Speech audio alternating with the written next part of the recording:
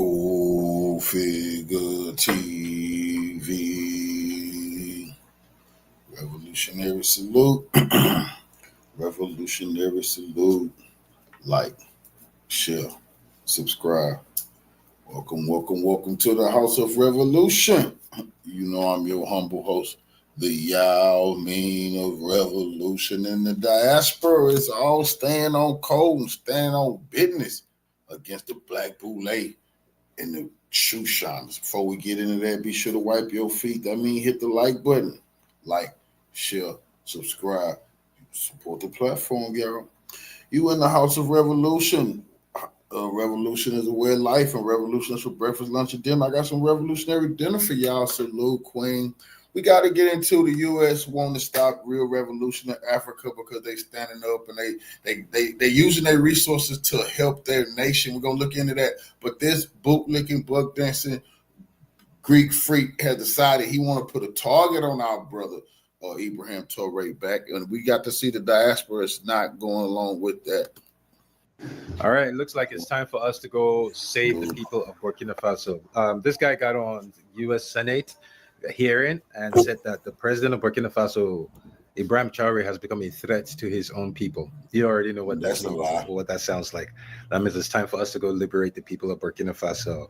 And of course, they're going to use a black man. The blackface is always a house net. Every time they're going to use, every time they want to use violence on black people, they use a black man from the West to come bring it on Africans. When they want to use sweet talk, it's always a black woman. You see, this guy's used violence for Burkina Faso. When they wanted to do what was it in Kenya, the bill they were trying to introduce, where if you owe too much taxes, the IMF could take your land. It was black American congresswomen they used to send them to Kenya. Like, America has realized they have black people in power who they can use now to France and America is getting desperate right now, and it's showing. They're getting desperate. They're running out of ideas, man. Now they got this super coon right here. They got this man right here saying Ibrahim Traor'e of Burkina Faso is a dictator, saying that Ibrahim Traor'e of Burkina Faso, the people needs to get him out, and all this fake propaganda bullshit. France is getting desperate. Like this man didn't kick France out of his country. Like this man didn't open up 2 tomato processing plants. Like this man didn't make medical health care free for all, no matter what your status is. And recently, over the last couple of days, made education free up until uni. And the stinking colonizers want to arrest him. Freeing the people. Are we supposed to act like France didn't have its hands around Burkina Faso's throat for how long? And now we have a leader who's doing what no cowardice African leader has done. And you want to arrest him on what charges?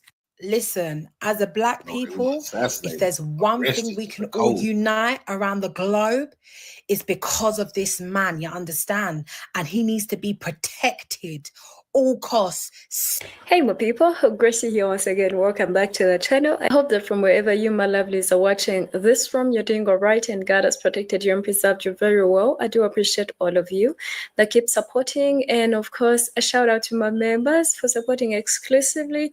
Thank you so very much to the people that send me super chats and super thanks.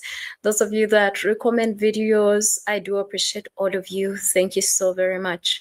And just like you have seen in the teaser, it looks like both Black Americans, Jamaicans, Black Brits, Africans are supporting, or they are coming together on one thing, which is Ibrahim Traor'e, who is the president of Burkina Faso. We do have a general that the US is trying to use to, call Ibrahim Traor'e, a terrorist and a junta, and that he's actually using the resources of Burkina Faso for his own benefit. Now imagine that. Now imagine these people saying he's using the gold of Burkina Faso for his own personal security, The next thing I would ask him I would say is the king of Saudi Arabia using the oil wealth for his personal security? And they would have a stupid look on their face because they know goddamn well. Is the sheiks of Kuwait and the sheiks and the kings of the United Arab Emirates and the king of Qatar, are they using their oil wealth for their security? Absolutely, they is. But when it comes to Burkina Faso, he's not supposed to be secure. No, because they want him dead.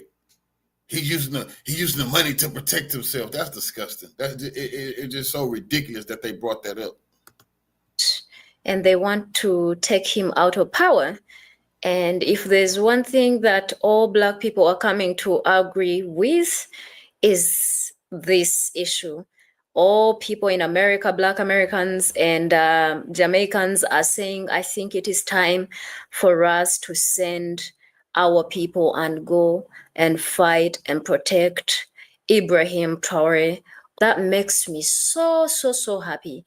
This is something that I am so passionate about, but we are going to look at all these responses and stitches, and also look at that general, Black American general that the US wants to use to take out the president of Burkina Faso. And we'll come back and talk about it. Don't forget to subscribe if you're landing on here, and let me know what you think about this very episode. I can imagine a situation, though, in which the ruling elite of a country is receiving gratuities on the side that inure to the benefit of the strongman leader, and not to the populace of the country. Does that sort of corruption and bribery go on with regard to the Belt and Road? Absolutely, Chairman. I see this, and I don't mind calling them out, but Captain Traor'e and Burkina Faso, as they know that both, whether it's their gold reserves, that is all those proceeds are just in exchange to protect the junta regime. There's a number of examples across, even in Sudan. When a U.S. general goes on record accusing an African leader of using gold to protect himself, you know something big is happening. That's ridiculous. In a statement to the U.S. Senate, General Michael Langley, commander of AFRICOM, claimed Burkina Faso's gold reserves are being used not for the people, but to secure the leadership of Captain Ibrahim Traor'e. But here's the question we all should be asking. That's disgusting. That's why I say we can't trust the congressional black shoe shiners, them fucking house niggas. They haven't said one word while the Europeans been ripping these Africans off. Remember, they say we're African Americans. Those supposed to be their loved ones. They taking trips over there. They haven't said one word while they put puppets in power and assassinated any leader who tried to make sure that all of the people was taken care of. Now you have a leader who is bettering his country, pulling them up out of poverty, absolutely using the wealth of the country to better everybody. The general is lying on behalf of the white supremacists so they can target this nation. But nobody, the Congressional Black Caucus, you think they don't know that these people is lying? They know these people is lying. They know these people is lying. But they're sitting there quiet, making shit up. That's why we can not trust these people who talking about they represent us, because they're liars. They're liars. Isn't that gold Burkina Faso's in the first place? All right, it looks like it's time for us to go save the people of Burkina Faso. This guy got on U.S. Senate hearing and said that the president of Burkina Faso, Ibrahim Traor'e, has become a threat to his own people. You already know what that means, what that sounds like. That means it's time for us to go liberate the people of Burkina Faso. And of course, they're going to use a black man. The blackface is always a house nigga. Every time they're going to use, every time they want to use violence on black people, they use a black man from the West to come bring it on Africans. When they want to use sweet talk, it's always a black woman. You see, this guy's used violence for Burkina Faso. When they wanted to do what was it called? What was it in Kenya? The bill they were trying to introduce, where if you owe too much taxes, the IMF could take your land. It was black American congresswomen they used to send them to Kenya. Niggas right here, when Trump fired, they shoe shining ass. They're racism. They want. I don't give a damn about none of these bootlickers getting booted out. Man, these clowns right here. I don't give a damn about nothing. If you go along with white supremacists, nigga, we don't give a shit about what they do to you. If you go along with white supremacists, don't not tell us nothing when they boot you in your ass and tell you, nigga, you DEI. Hell you talking about, nigga? You going along with any white supremacist imperialist bullshit. Nigga, I'm not, you know, the dude, the black, in the white so crazy. The white man never brought up Burkina Faso. He did. The white man said the Belt and Road Initiative, meaning what China doing business. That man could have brought up somewhere in Asia. He went to Africa. Him. Oh, master. And he said, I ain't afraid to bring it up. Sure. What you got? Ibrahim Traor'e, what he's doing over there. You gotta make sure master know it's somebody need to keep they see what he doing is putting a hit on that man. He letting the white man know, hey, y'all better do something with this brother. He becoming powerful. They idolizing him. They looking at him as a hero. Blacks are uniting all over the world. A hero has risen. And now the whites can say, oh, who? We never heard of him. Who is that? Oh, it's not us who was looking into him. This is how they do it. This is how they use Colin Powell. Colin Powell, dumbass, went out there and said weapons of mass destruction that he on the record. White man said, we didn't say that. Colin said that Saddam Hussein, we weren't going to kill them people. Colin Powell came to us and told us that. We didn't know nothing about none of that. Now here come this nigga. Like, America has realized they have black people in power who they can use now to destroy Africa. But yes, this house nigga, Michael Langley, is now the guy who's going to be the face of America going into Burkina Faso. Look it up. He got on the Senate hearing and said, but Ibrahim Traor'e is a threat to his own people. These, our African partners, understand that we're here to help. By force. That's a lot. Reach their overall national goals of civilian security. But when we bring our... If that was true, why the hell didn't you help them boot the terrorists out the fucking country when y'all went kill Gaddafi? That's where they got all the weapons from. And then they went throughout the Sahel, went into Africa. Wasn't no Boko Haram, wasn't no Al Shabaab till y'all trained them. Yeah. And how the fuck do the terrorists always know how to use American weaponry? Who taught them how to use that type of shit? The U.S. But dudes like this nigga, man, what will fuck you up? This dude will be somewhere in Africa, the leader of Boko Haram. Hey, dressed up like I'm telling you, that's how they do this shit. It be these niggas. 1 minute, this nigga, he got his suit on, he a general, he in the fucking Congress, this shit'll fuck your head up. Next minute, this nigga's in Africa, he the leader of one of those African terrorist groups, telling them what the fuck to do, where to attack. I'm trying to tell you. Assurance actions and our African campaign plan, there's a number of things by Russia and China that are pushing and shaping onto our African partners, especially across their society, that changes ways and a departure away from international norms. The PRC and Russia are also remaining exploitative where possible and coercive when necessary. They want that ground. They want power projection capabilities. So for the most part, the rest of the continent is also for mining concessions. They want that ground. See, I don't want to sense of disrespect. They want that ground. Oh, they want that ground. See, they tell you what he want. Mining concessions. See, that's why Trump is a good thing, because Trump, he don't have time for the bullshit. He tell you Trump, we only want your resources. You want to do some business, we'll come. That's what he told Congo. Well, we'll come help you, but you have to sign resources over. Nobody else say that. It's always been democracy, which is a lie. See this dude right here saying China and Russia, they want the resources. They want the ground. They want mining rights. What the fuck do you want? You never told us why you was there. Healthcare and democracy and women's rights and child education, a whole list of lies. They're running out of ideas, man. No, they got this super coon right here. They got this man right here saying shit like Ibrahim Traor'e Burkina Faso is a dictator, saying that Ibrahim Traor'e Burkina Faso, the people needs to get him out, and all this fake propaganda bullshit. France is getting desperate. They're getting so fucking desperate. They got people in the country right now protesting. They're paying people in the country right now to protest against Burkina Faso Ibrahim Traor'e leadership. They're getting desperate. They tried to kill this man over 20 times and it didn't work. They're trying to unalive this man over 20 times and it didn't work. So no. They did the same thing. They did the same thing with Fidel Castro. The CIA tried to kill Castro 600 times. 600 times. Come on, man. We've seen this before. When it's divine, when revolution is divine, it's divine. No matter what they try, it don't work. Or they gotta find a new tactics to try to get at him. No, they're pulling the Obama move. They're trying to get a black man, this motherfucker right here, this coon right here. They're trying to get him, as usual. Whenever they're trying to get the work done, they always got to find a black face. It's the same playbook. I know you got France is going into 80. France is getting Algeria to beef with Mali. It's a whole fucking plot. They're running out of ideas, so they're paying all of these puppets on payroll to go out and do their dirty work. That's it. But Burkina Faso is setting the trend. Ibrahim Traor'e is setting the trend for all the leaders to step the fuck up. And I'm seeing what Ghana is doing too. Ghana is stepping the fuck up.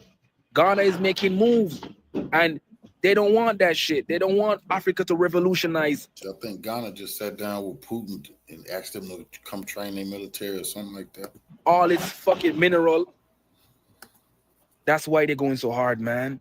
But Ibrahim Traor'e need to be protected at all costs. Yo, what is this I'm hearing about how France and the US want to arrest Ibrahim Traor'e? Are you taking the piss? Like this man didn't kick France out of his country. Like this man didn't open up 2 tomato processing plants. Like this man didn't make medical health care free for all, no matter what your status is. And recently, over the last couple of days, made education free up until uni. And the dirty, stinking colonizers want to arrest him. Are we supposed to act like France didn't have its hands around Burkina Faso's throat for how long? And now we have a leader who's doing what no bumper clock cowardice African leader has done. And you want to arrest him on what charges? Listen, as a black people, if there's one thing we can all unite around the globe, it's because of this man, you understand? And he needs to be protected all costs, spiritually, physically, mentally. He needs to be protected by every single one of us. They already tried to take his life 19 times, yeah? And it's clearly going up. So I suggest you start praying for this man, praying for his life, praying for his family, praying for his country. And to all of you cowardice African leaders, yeah, if they try and step to Traor'e, you need to prove yourselves and try and protect him. Send military, send resources, send everything you can to make sure that he protects his country. That's what you should do. But we know how it goes already with you African leaders. You rather fatten up your pockets rather than look after your people. Some of you don't even deserve to be leaders, because if you're not even putting your life on the line for your people, for your country, what the hell are you doing trying to run it? You see how Ibrahim done it? And it only took him 18 bumbleclot months. Yeah? And some of you have been leaders for over 20 years. Your people should spit in your face for the way you leaders left them high and dry and living in poverty and fattening up the pockets of the West. So come on, cowards. Show us what the heart of a lion is. Show us if you can live up to Ibrahim. Show us that you can rise to the occasion. Give us something, anything to be proud of. America, America, America. Freaking terrible hypocrites. We can see you for who you really are. Africans are not stupid. We can see exactly what you're doing, what you've been doing. We know. You're trying to do the same thing you did to Gaddafi, to Ibrahim Traor'e. We can see it. He's a threat to his own people. We're concerned about the people of Burkina Faso. When did you ever become concerned about people, America? Your people are struggling with homelessness. Have you taken care of that? What about the drug pandemic, where almost everybody is doing Pentecost? Have you done anything about that? Or how people get gunned down, how people are not being treated equally. People in your country don't have equal rights because of the color of their skin. There's still systematic racism, and you are not doing anything about your own country. And now, somebody is standing up for his country and saying, you will not mine our gold, we can mine ourselves, we will develop our country, and you are upset? Oh my days. China should really, really, really, really mess you guys up. You guys you've been taking a piss for the longest time. I really wish somebody's gonna put you guys in your place. Can you see how disgusting the statement from Donald Trump, the president of the US, is? Just imagine coming out openly to say that the gold that Ibrahim Traor'e of Burkina Faso is asking from the Emmanuel Macron of France is for his selfish interest. Just imagine. So disgusting a statement from a whole president of the US, Donald Trump. It's so very, very shameful that he will be the first person to come out, having sleepless nights and coming out, just because Africa is louding their voice, just because Africa is agitating to have their own sovereign continent and begin to run their own thing and use their resources that has been stolen for all these years, use it to touch the lives of the people, and Donald Trump being the first person to come out and begin to cry. What a shame. What a shame. Emmanuel Macron opening his mouth to say Africa should be grateful. Although these are the hypocrisy I'm talking about. All of these Western leaders, for all of these years, they use all their tactics to begin to hold down Africa. And many of our leaders, especially the old ones, begin to play to their tune. Now young people are coming out in revolution to begin to do things the way it ought to be. And old people who have held African down for all these years cannot sleep, and they have to come out and be making disgusting statements. It's so unfortunate. But right now, the time has come. Enough is enough. All of this imperialism holding Africa down and making Africa suffer, even in their wealth, even in their abundant resources, they begin to suffer. Enough is enough. So Donald Trump should go and tell that to a child, that the demand of the gold Emmanuel Macron of France has carried away from Burkina Faso should be returned. And that will make Donald Trump to begin to make unnecessary statements. Very shameful. Now the West, they are having sleepless nights because Africa is becoming, they are waking up and they want to do things that they ought to do and place Africa where it belongs. It's very, very, very unshameful and very disgraceful that the West that have benefited from Africa up till now cannot still accept the fact that Africa has been where they have always farmed and developed their country. It's so very, very, very unfortunate that up till now the leaders refuse to accept that Africa is where they have benefited from and they ought to begin to enjoy their resources. It's so very, very wicked of the Western leaders. So for the past 3 days, I've been asking myself, why is that the people in the West always think that they know better than Africans and they want to tell Africans what to do? But here comes the answer. So all of a sudden, the West is concerned about the gold in Burkina Faso. Is it really about the resources or it's about the people? The people of Burkina Faso is not complaining. Africa is not complaining about Ibrahim Traor'e. As a matter of fact, we are very happy with whatever he's doing, taking care of his people, taking care of the nation. If we are not worried about Burkina Faso, why should the West be worried about Burkina Faso and they use someone who looks just like us? All skin folks and kin folks, like you guys will say.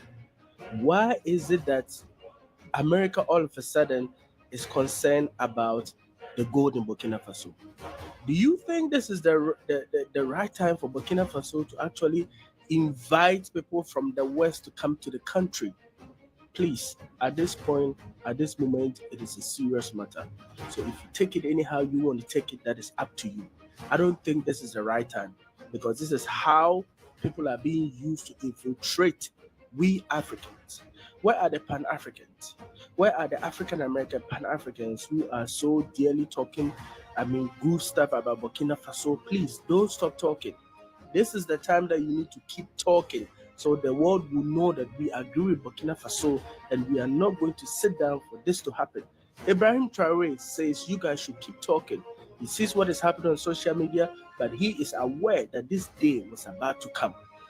He is aware that this day was about to come. If you do not learn from what unalived your father, the same thing will unalive you. He knew this day was coming because of what happened to Thomas Sankara.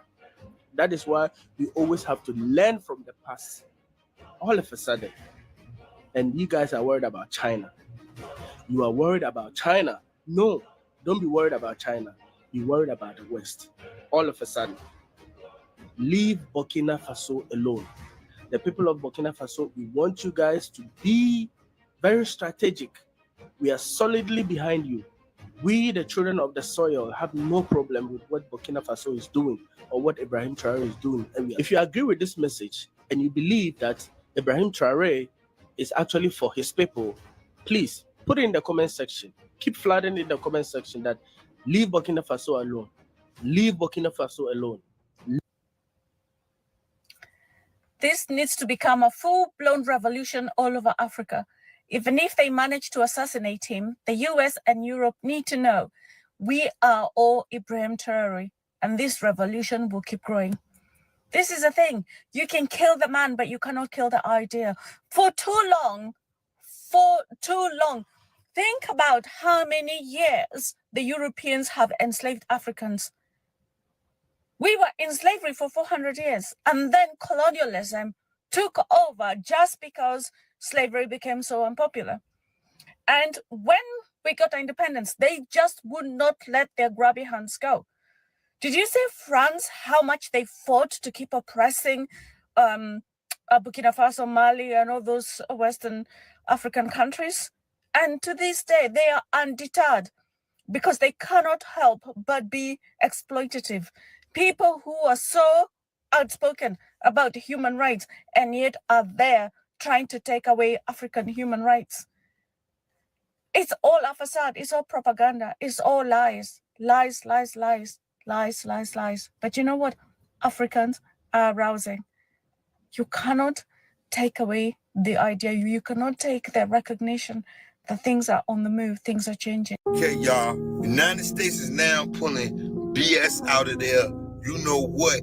To try to foul the plans of Burkina Faso and Ibrahim Traor'e. This you got right here shooting messages, subliminal messages at my main man, like worried about his gold.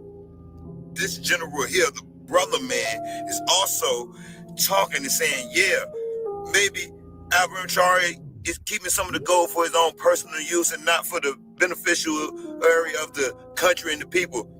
Bullshit. The man has got hospitals. The man is doing this. The man is doing that. Things you'll never do because you've been a straight coward. And it is what it is. I don't care who like this or don't like this. My man, they're trying to get into his goal and tap into his goal. Who cares? Let's just wait and see what he do. Like we wait and see what y'all did when y'all had to go. We not going through this. This man is on deck. Every time you see him helping, if you take a little for the side, he paid the country debt. Which one of y'all paid y'all country debt? None of y'all. Ibrahim Traor'e, they salute him, and they trying everything they can to foul my man, saying he using the gold to do. Come on, underground stuff. Man, that's his shit. You see this man here? He needs super armed security. In fact, the entire world needs to do a chained prayer for this man. Just within 2 years, do you know what Ibrahim Traor'e has actually done?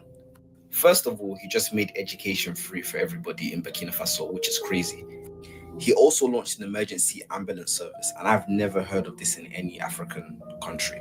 The service aims to provide 24-hour emergency healthcare to all citizens regardless of financial status. And under his leadership, like I said, this is just within 2 years. Burkina Faso's GDP, which is the gross domestic product, which is used to measure how well a country is doing economically, grew from approximately 18.8 billion to 22.1 billion. He also reduced the salaries of ministers and parliamentarians by 30% and increased the salaries of civil servants by 50%. He paid off Burkina Faso's local debts. He established 2 tomato processing plants. He put a stop to the export of unrefined gold from Burkina Faso to Europe. And to my understanding, he's actually trying to build a gold refinery in Burkina Faso. He banned French military operations in Burkina Faso. He banned French media in Burkina Faso, and he expelled French troops from Burkina Faso.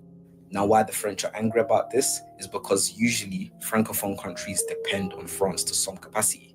And if other countries, Francophone countries within Africa, start getting self-sufficiency, they won't need France, leaving France's role redundant. And ultimately, France will become a third world country. Without Africa, France is a third world country. Remember that.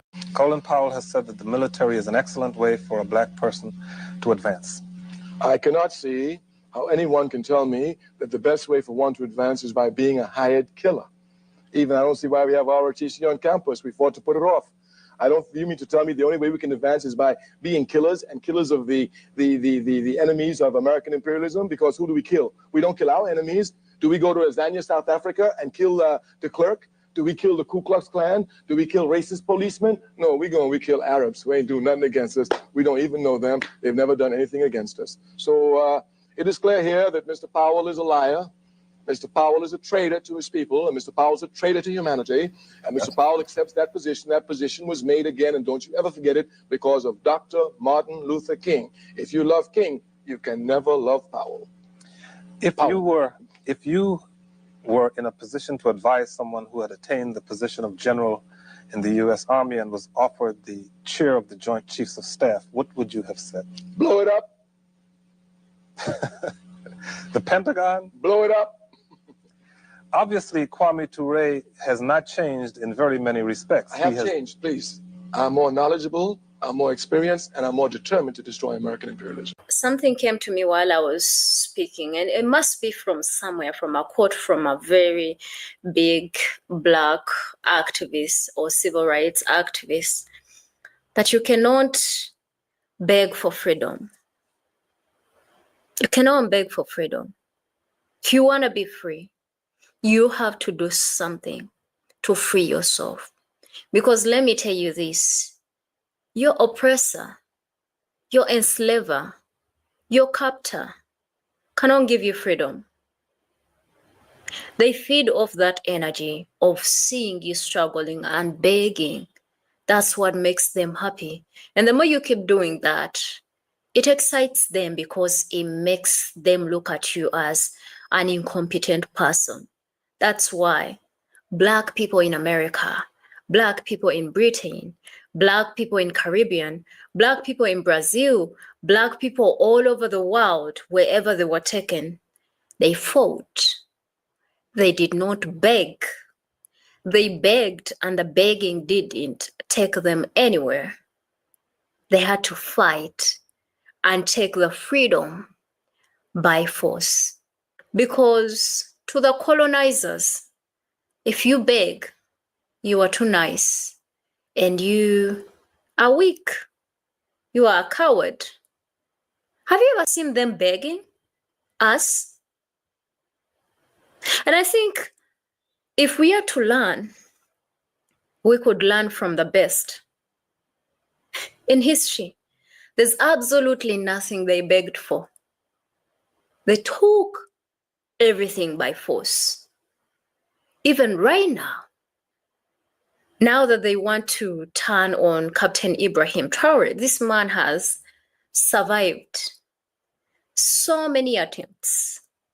That is what I am trying to show here, that these people are willing to take back the country. By all means, they will attempt to pay people to take him out. And people are loyal. They are like, we are not going to do that.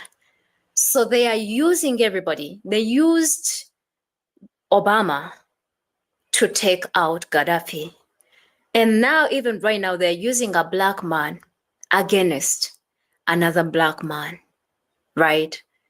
And it's so sad, but that is how it is. They will use you while they are watching, and that's how they be like, these people are stupid. And I think it is time for us to understand, which we are actually now understanding. So if this is a tactic that they want to use, everybody knows. And Africa is not complaining that this man is bad. The country of Burkina Faso is not complaining that this man is bad. In fact, everyone has praise for him from all the African countries. And I think it upsets them. I feel like this is a beginning of a new revolution that US and France and the West in general does not want to see. That's why they're doing all they can to make sure that, they take him out. But reality is, if we need freedom, we are not going to beg for it. We have to take it by force.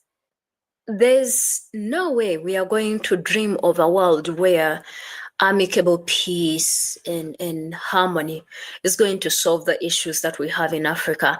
And I think Ibrahim Traor'e is an example to so many leaders, and so many leaders have started transforming and looking at what he is doing. Look at Ghana. They closed the gold market to foreigners. They're like, no more foreign markets controlling our minerals. We are going to control our minerals. And that's exactly what Ibrahim did. You see the patterns of how this revolution is spreading everywhere.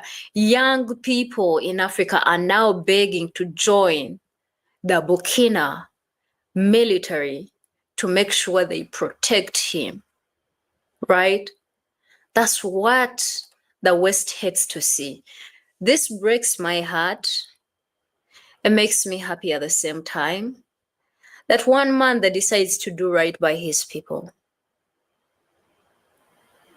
These bloodsuckers will do anything to take him out. These agents of the devil, because what name do you want me to give them seriously?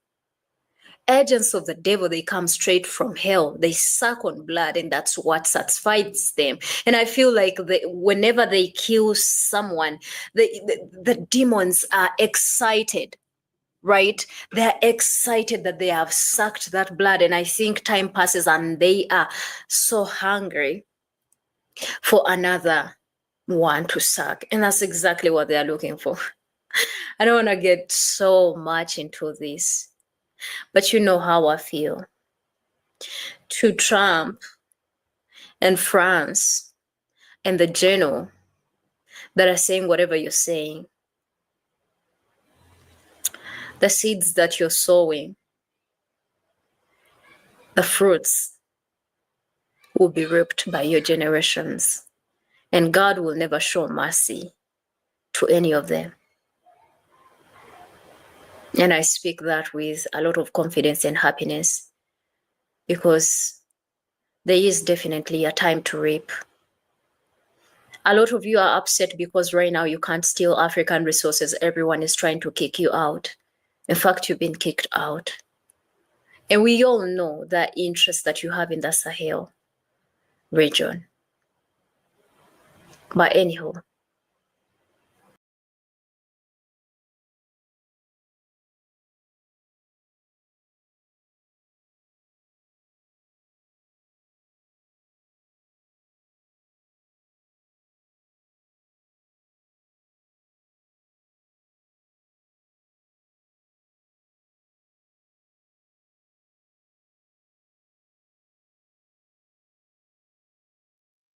What happens when a powerful African nation stands up to a top American general and says, "Enough is enough"? Today, we unpack a diplomatic standoff that Western media would rather you ignore. One that exposes the deepening rift between Africa's rising sense of sovereignty and the old playbook of Western intervention.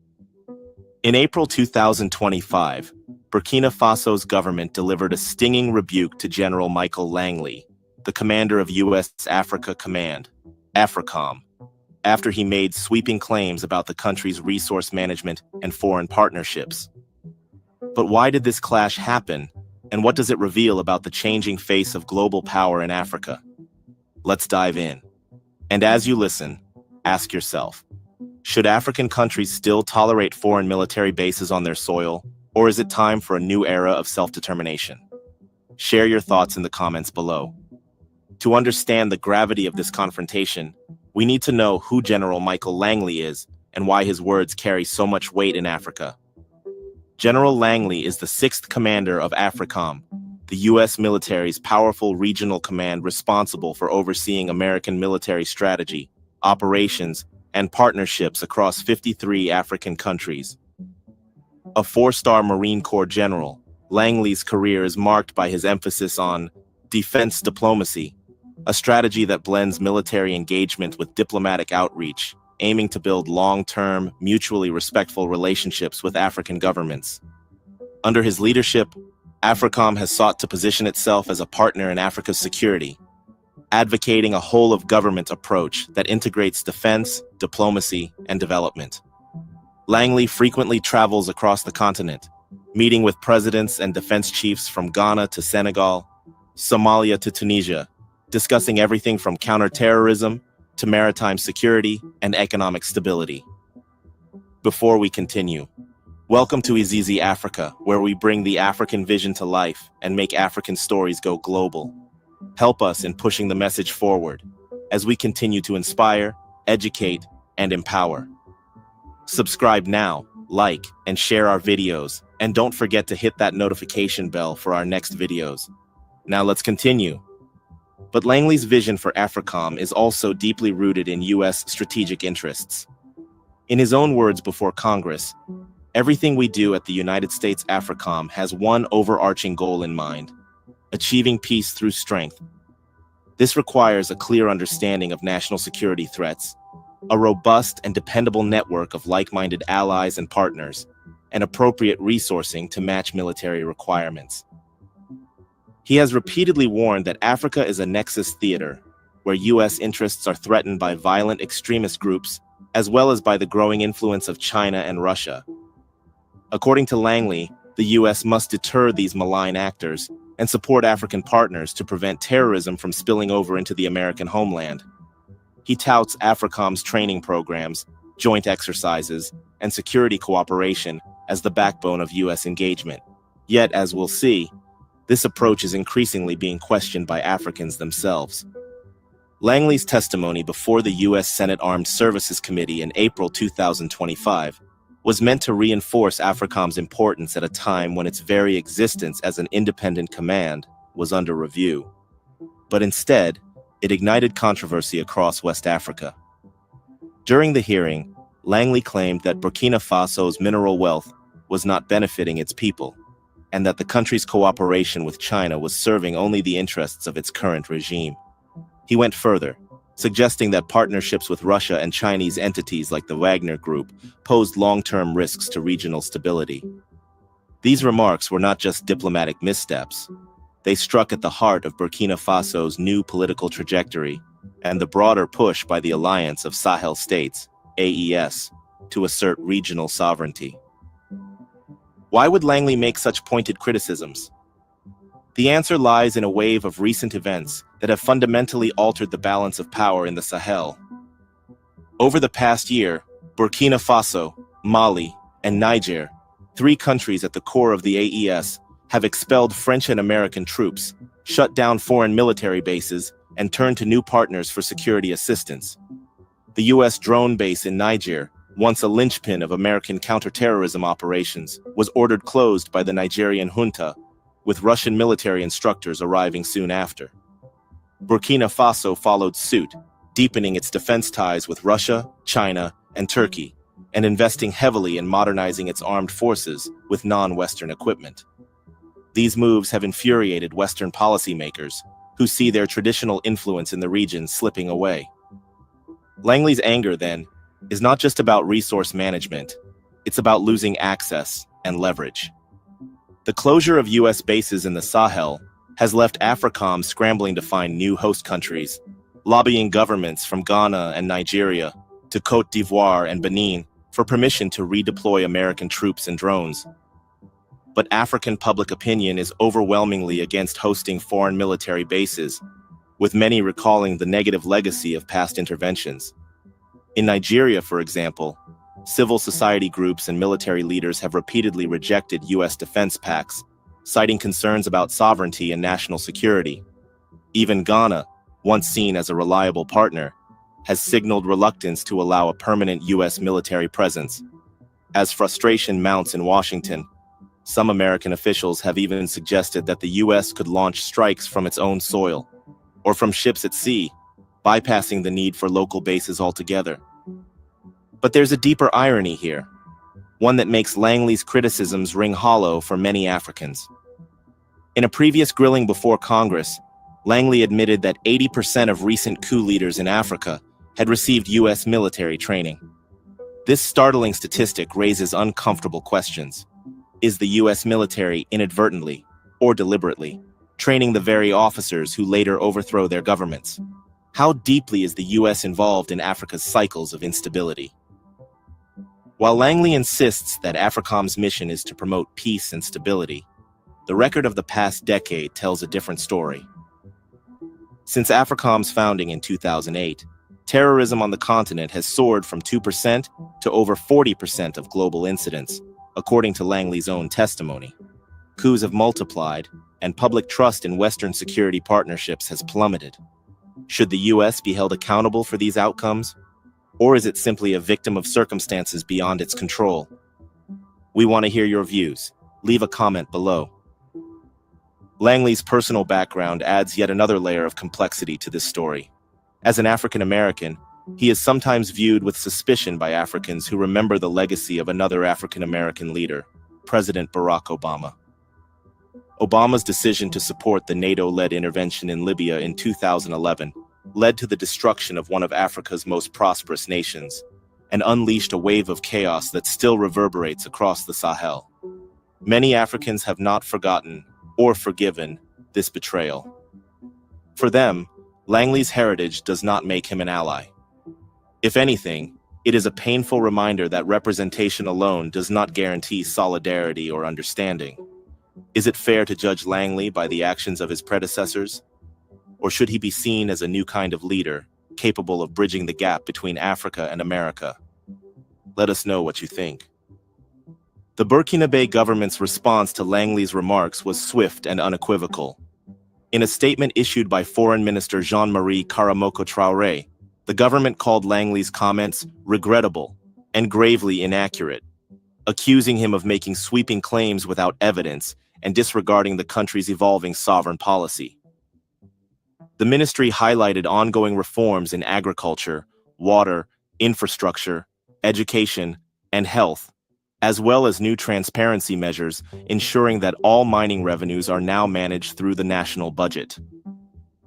Burkina Faso's military, now the best equipped in the Sahel, thanks to partnerships with China, Russia, and Turkey, has made significant gains against terrorist groups, restoring stability to previously insecure regions. The government's message was clear. Burkina Faso is committed to sustainable development and the interests of its people, and it will not tolerate external attempts to undermine its sovereignty. This standoff is part of a much larger debate about the future of foreign military presence in Africa. In recent years, African countries have grown increasingly weary of Western lectures on governance, human rights, and economic management, especially when these lectures are not matched by meaningful support on the ground. Western aid packages, often tied to complex conditions and policy reforms, are seen as paternalistic and unhelpful. By contrast, China's approach, focused on building infrastructure, roads, railways, and energy projects, has resonated with many African leaders and citizens. Chinese aid is often described as no strings attached, allowing African countries to pursue their own development paths without political interference. While critics warn of debt risks and economic dependence, many Africans see China as a partner that delivers tangible results, not just advice. This shift is reshaping the continent's geopolitical landscape. As Western influence wanes, China's Belt and Road Initiative and growing trade ties are giving African countries new leverage and options. The rise of the AES and the expulsion of foreign troops from the Sahel are emblematic of a broader movement. Africans are demanding respect, equality, and the right to choose their own partners. The days when foreign generals could dictate terms from afar are coming to an end. General Langley, for all his talk of partnership and defense diplomacy, is caught in the middle of this transformation.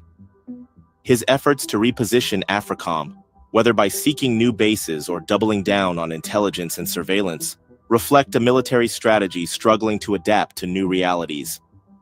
The US insists that its presence is about supporting African-led solutions, yet its actions often suggest a reluctance to let go of old habits of control and intervention.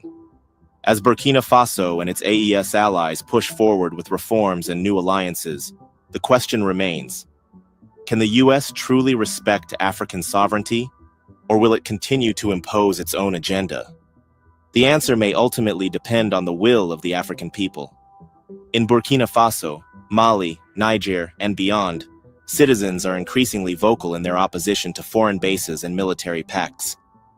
They remember the lessons of history, the broken promises, the coups, the interventions that left their countries weaker, not stronger.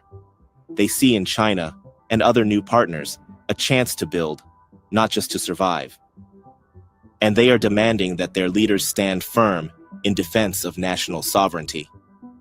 For General Langley and AFRICOM, the message from Burkina Faso is unmistakable. If you want to be a partner, you must respect our choices. If not, it's time to pack up and leave. This is not just a story about one general or one country, it's a turning point in the relationship between Africa and the West. The world is watching. Will the US adapt, or will it be left behind as Africa charts a new course? So, what do you think? Is Burkina Faso right to stand up to AFRICOM and demand respect for its sovereignty?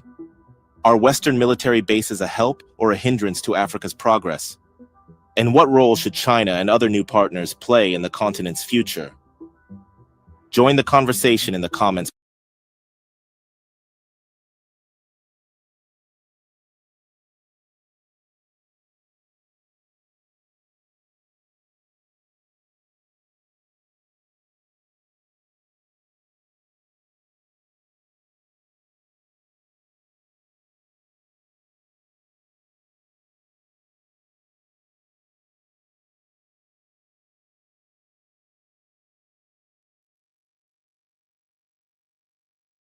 Is Africa turning its back on the West and aligning more with non-Western countries? A growing number of African nations, including Burkina Faso, are signaling that they've had enough of exploitative aid packages and the strings that come with them. They're ready for new partnerships, new rules, and a new kind of power dynamic. And for many, BRICS offers just that. But is this transition as smooth as it seems? And how is France, the former colonial heavyweight in West Africa, reacting as the balance begins to shift? Let's take a closer look. Burkina Faso's bold move to consider BRICS membership isn't just a diplomatic headline, it's a seismic shift. It represents a departure from decades of Western alignment, particularly with France, and a declaration that the country is ready to chart a new course. The question on everyone's mind is, why now? And what does this really mean? BRICS, short for Brazil, Russia, India, China, and South Africa, is not just an acronym. It's a rising geopolitical force. The alliance was formed to counterbalance Western-dominated institutions like the IMF and World Bank, and it's rapidly becoming a beacon for nations seeking alternative paths to development. For Burkina Faso, the appeal is obvious. Years of political instability, violent extremism, and chronic dependence on foreign aid have left the country frustrated. Since the 2022 military transition that brought Captain Ibrahim Traor'e to power, there's been a notable shift in tone and direction. France's influence, once entrenched through military operations like Operation Barkhane and economic ties to the CFA franc, has come under increasing scrutiny. Despite France's presence, terrorism has only grown more aggressive. Jihadist attacks have surged since 2015. targeting both civilians and security forces.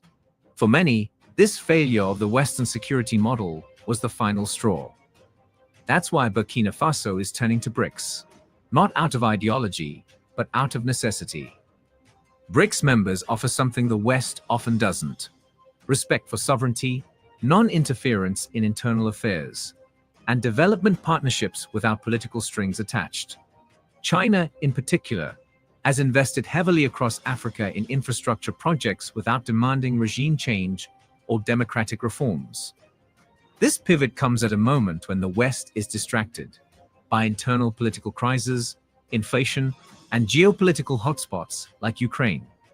In that silence, leaders like Traor'e are finding room to maneuver.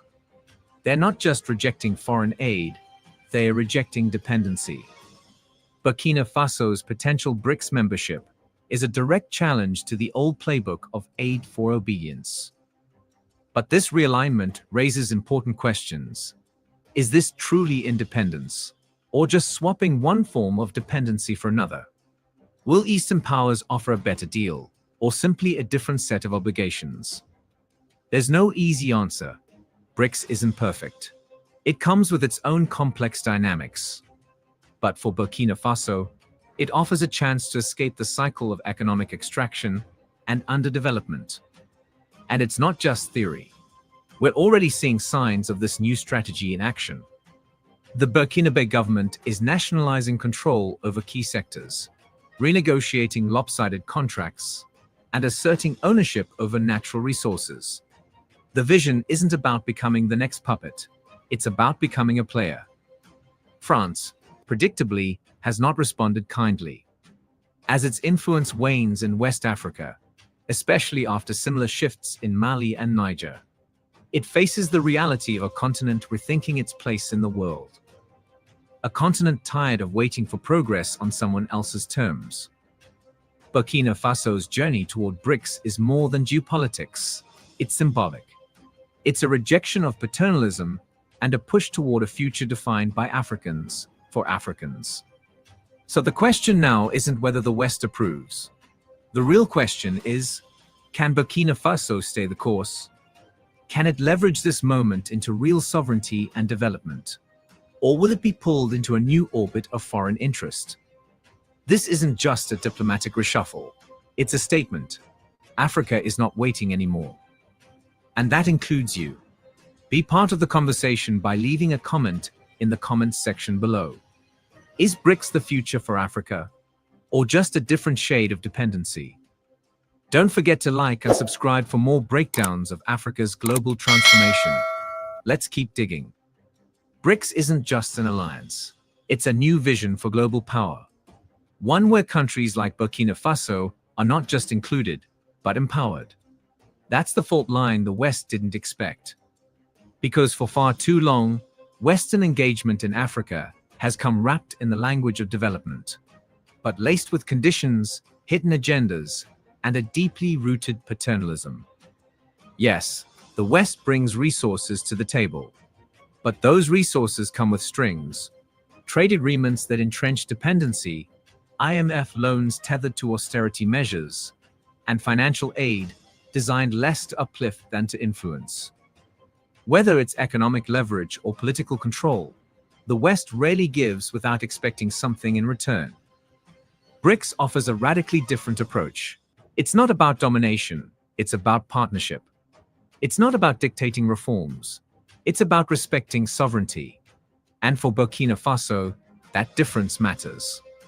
Countries like China, India, Russia, Brazil, and South Africa understand what it means to challenge a global system built to favor the few. They've been there. They've navigated the same legacy of exploitation and marginalization that much of the global South still battles today. But instead of offering sympathy, they offer opportunity. Take China's Belt and Road Initiative, not just a slogan, but a global network of ports, roads, railways, and energy grids connecting developing nations to markets and to each other. These aren't charity projects. They're long-term investments, reshaping trade routes and building the infrastructure Africa needs to thrive. That's what makes BRICS unique. It's not giving favors. It's giving countries like Burkina Faso a stake in their own future, on their own terms. The West, despite its rhetoric, has never been able to offer that kind of freedom. Its systems, from financial institutions to diplomatic frameworks, are designed to maintain imbalance. Even when aid is well-intentioned, it often comes with a cost: policy concessions, resource extraction rights, or quiet political alignment. In contrast, BRICS is opening doors without demanding that Burkina Faso walk through them in chains.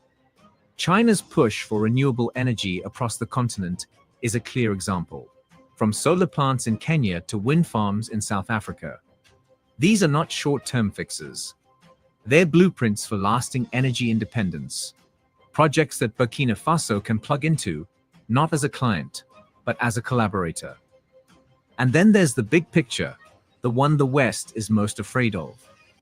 BRICS isn't just building infrastructure. It's building alternatives to the dollar-dominated global financial system, to Western-dominated institutions like the IMF, and to economic models that have trapped nations in cycles of debt and dependency. The New Development Bank, NDB, backed by BRICS, is already funding massive projects across the global south, without the punishing prerequisites Western lenders typically impose. It's not just about money.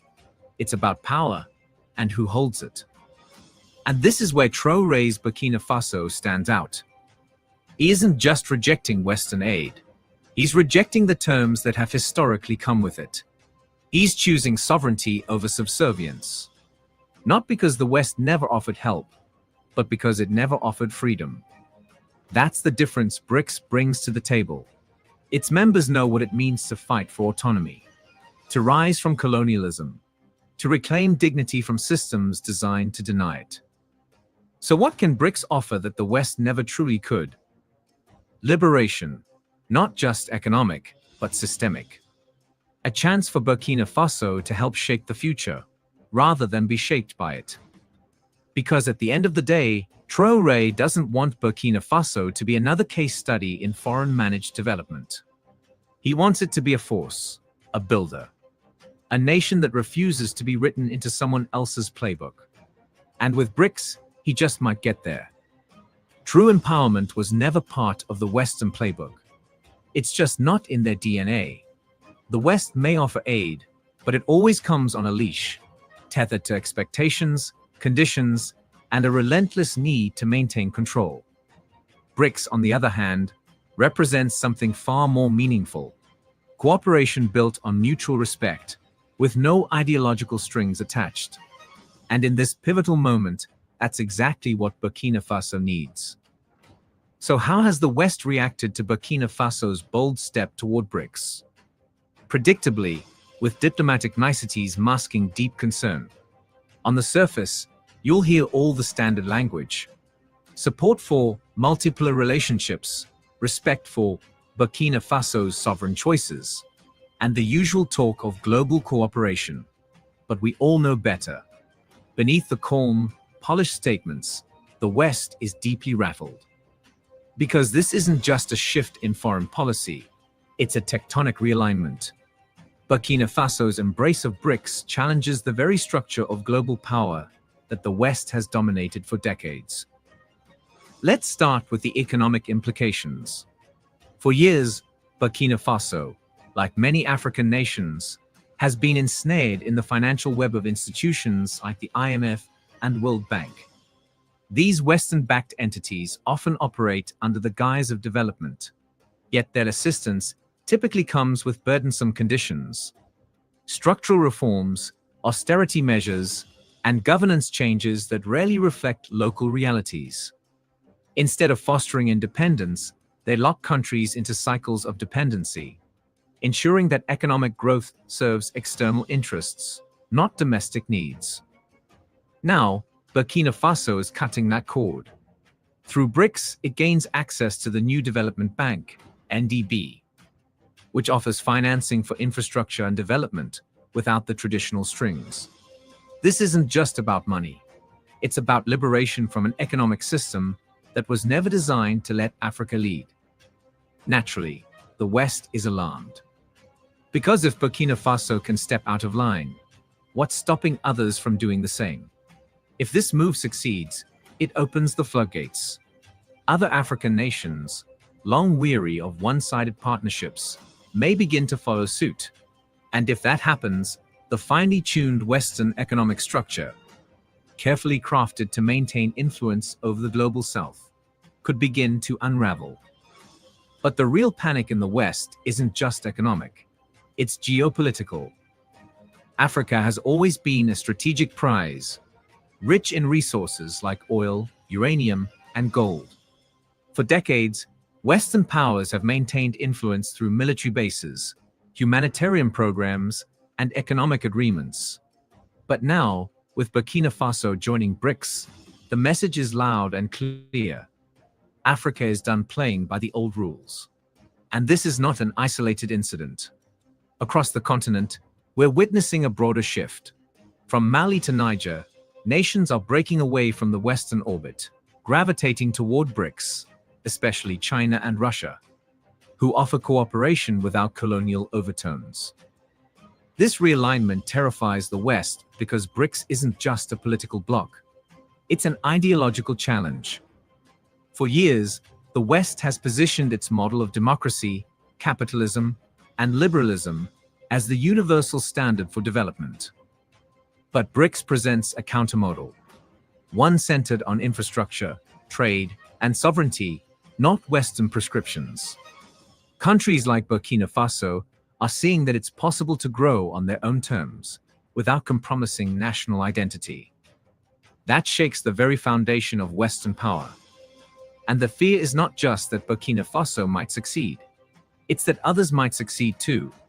If the BRICS model produces real results, if it empowers African countries to rise without Western oversight, then the old narrative crumbles. And with it goes the West's monopoly on defining progress. So, behind the calm statements, there's a flurry of panic. Western policymakers are undoubtedly scrambling for ways to halt or reverse this momentum. We can expect an uptick in PR campaigns, invoking human rights and democratic ideals, painting BRICS as authoritarian or dangerous.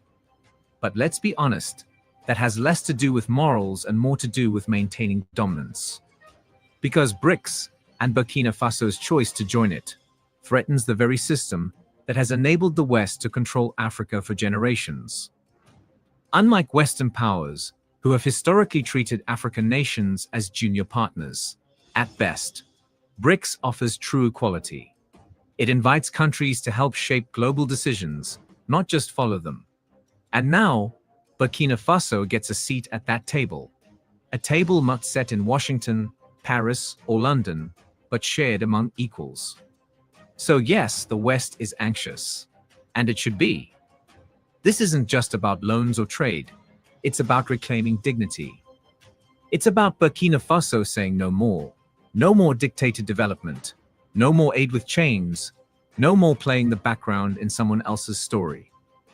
With BRICS, Burkina Faso isn't just realigning its economy, it's reclaiming its voice. And the West, it's still struggling to understand that Africa is no longer asking for permission. Especially for a former colony like Burkina Faso, the West's reaction to its move toward BRICS has been marked by quiet alarm and outward diplomacy. While they may not openly admit it, it's clear that Burkina Faso joining BRICS challenges Western influence in Africa. It signals a broader shift in the global order, as more African nations seek partnerships that respect their sovereignty. If more countries follow Burkina Faso's path, the West may struggle to retain its dominance. Can Burkina Faso withstand Western pressure without BRICS? As mentioned earlier, the New Development Bank, NDB, could support Burkina Faso in times of economic strain. Aligning with BRICS offers a solid buffer against potential diplomatic isolation from the West. The bloc, which includes China, Russia, India, Brazil, and South Africa, holds significant weight in global institutions like the UN. These nations could push back if Burkina Faso faces international pressure or sanctions. Expanding trade through BRICS also allows Burkina Faso to reduce its economic dependence on Western powers, particularly France and the EU. Stronger ties with countries like China open access to larger markets for African exports. Still, the West has a history of using both overt and covert methods to destabilize countries that drift from its influence. If Burkina Faso deepens ties with BRICS, there could be attempts to undermine its political stability. However, BRICS offers alternatives in terms of defense and intelligence support. Russia, in particular, has increased its military cooperation in Africa, providing assistance that could help Burkina Faso counter external threats. The presence of groups like Wagner in other African nations shows that BRICS-aligned support is a real possibility, though it may draw criticism from the West. Ultimately, Burkina Faso's move toward BRICS reshapes the global narrative. More countries in the global south are turning away from Western-led development models in favor of partnerships through BRICS. Burkina Faso has the chance to position itself as a leading voice in this new multipolar world, where African nations no longer take a back seat to Western interests. This shift could attract support from other African, Asian, and Latin American nations that share its desire for a more balanced global system. With the support of BRICS, Burkina Faso is far from isolated. If the West applies pressure, it may still endure and thrive. But what do you think? Will the West ever accept this shift? And is Burkina Faso's future safer with BRICS at its side? Tell us what you think in the comments section below. We explore the rich history, culture, and the ongoing struggle for sovereignty in Africa. Join us in this important conversation by subscribing to our channel. By subscribing, you're not just staying informed, you're becoming part of a movement.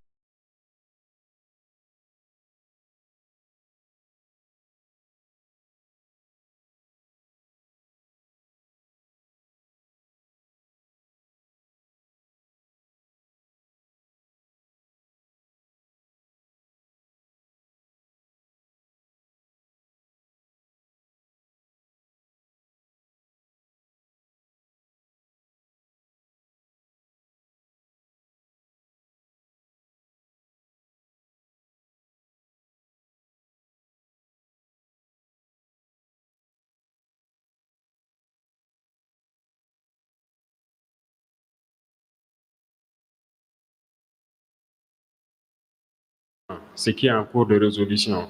Parce qu'un combattant, on ne le forme pas aussi en 2 semaines, 3 semaines. Il faut un minimum de connaissances qu'il doit acquérir. Ladies and gentlemen, this is African Black Seed.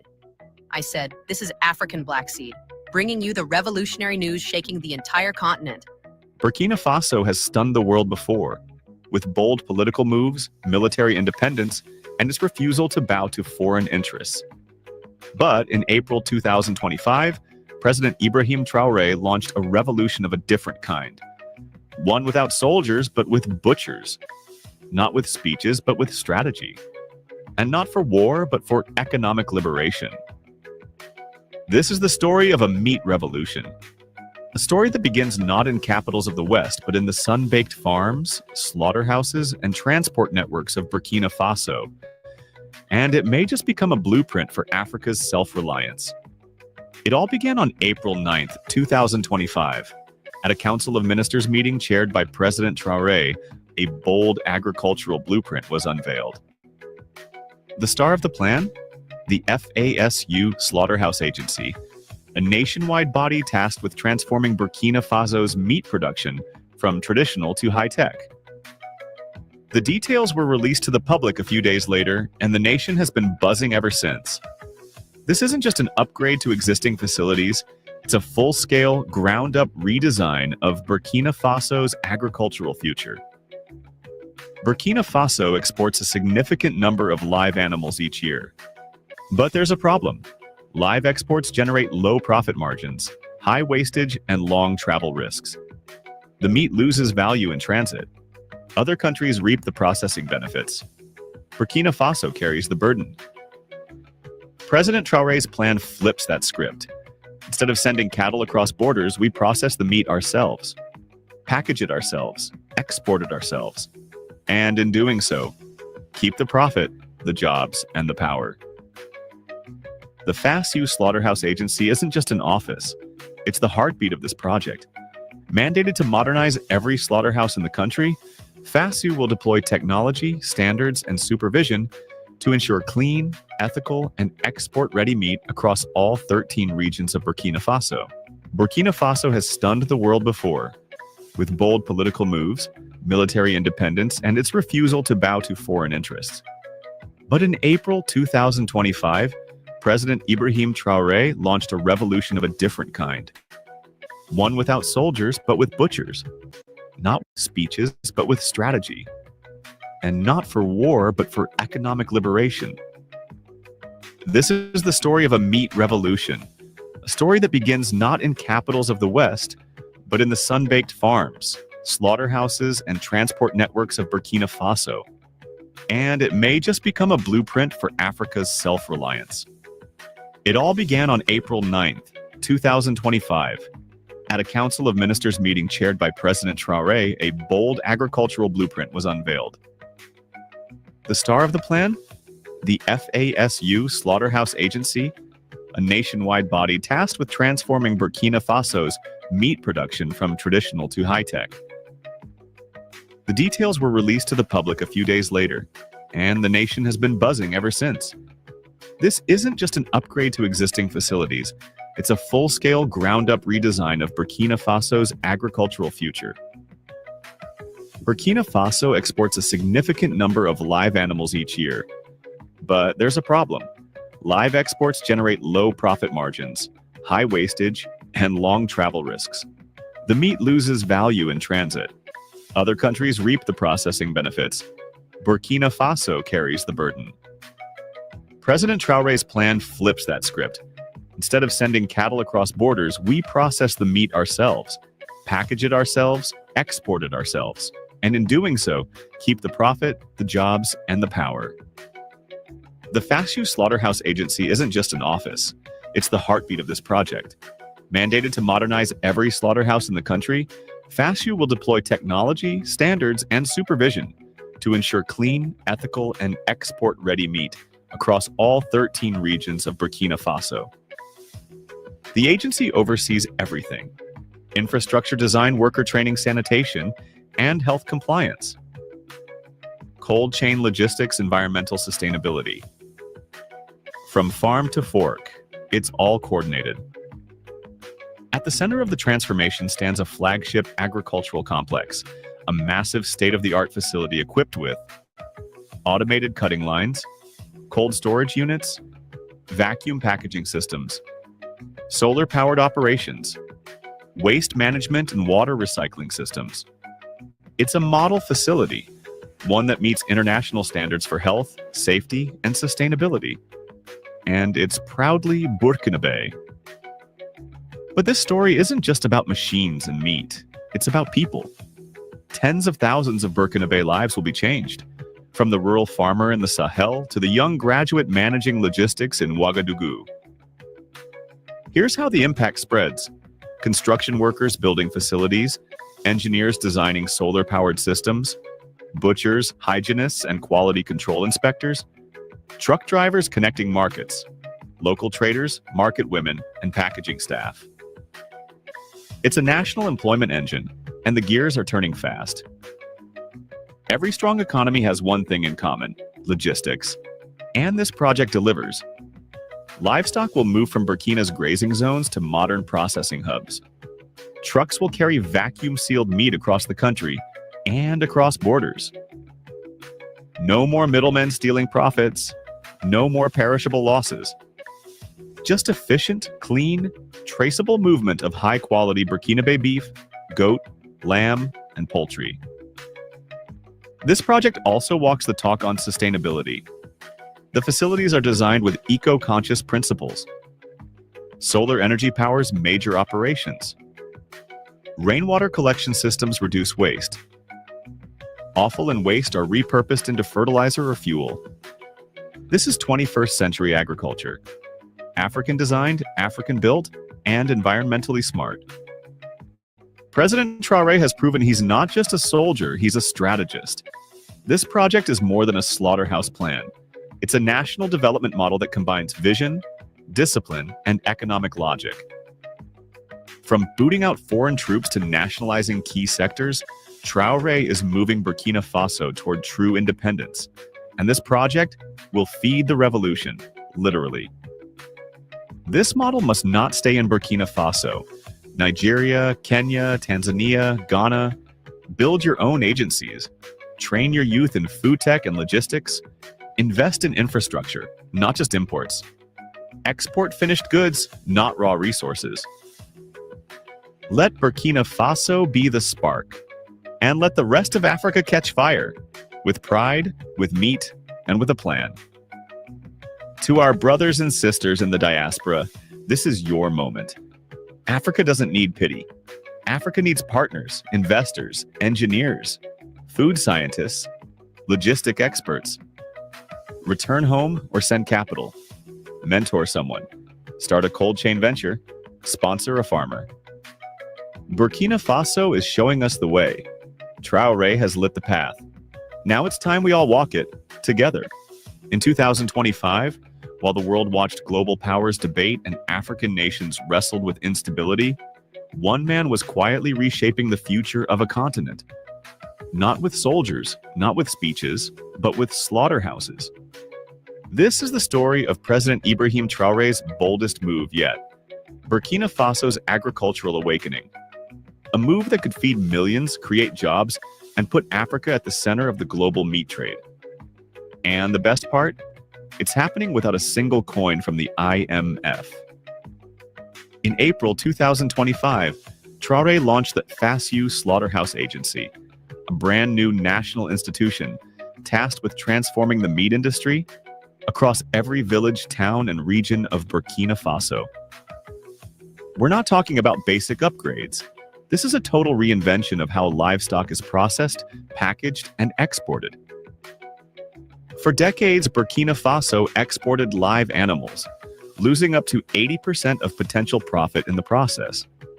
Now, under this plan, the country keeps the cattle and the value. Processed meat brings bigger bucks. It's easier to ship. And it can turn this landlocked nation into West Africa's meat exporting giant. This isn't just economic theory, it's people's lives. Thousands of jobs are being created. Butchers, cold chain drivers, facility technicians, women-led cleaning teams, quality control specialists, rural farmers, now part of a national supply chain. Families are earning, towns are growing, and young people are finally seeing a reason to stay, not leave. The new facilities aren't just modern, they're eco-smart. Solar-powered waste-to-fertilizer systems, cold rooms powered by clean energy, minimal water waste. This is food sovereignty and environmental responsibility, blended into one vision, one machine. Captain Ibrahim Traor'e has proven again, development doesn't need to start in Paris or New York, it starts at home. He's not just protecting Burkina Faso from foreign interference. He's building a system where the nation produces, profits, and provides for its people. This project is more than meat, it's a message. Africa doesn't need handouts. Africa needs leadership, vision, systems, and belief in its own people. If every African country picked one sector to control completely, agriculture, mining, tech, textiles, we'd build a continent that produces more than it imports. Burkina Faso just showed us how. Who's next? To every African abroad watching this, from London to Atlanta, this is your signal.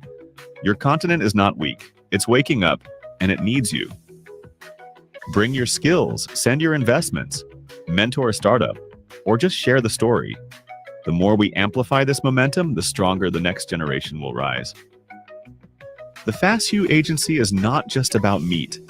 It's about showing the world that African countries, when led with vision, can innovate, industrialize, and inspire.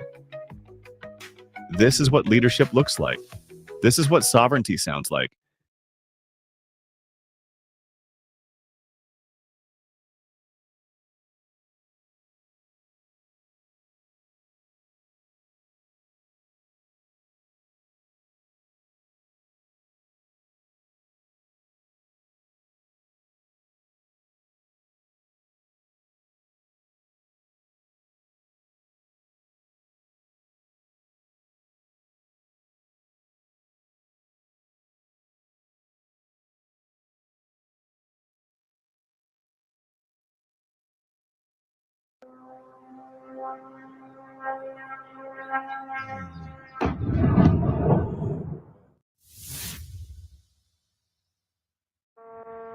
In a rare move, at least 12 Russian drones arrived in the afternoon screaming over Kharkov, striking Ukrainian military infrastructure nodes and factory workshops with a powerful blast on April 22, 2025.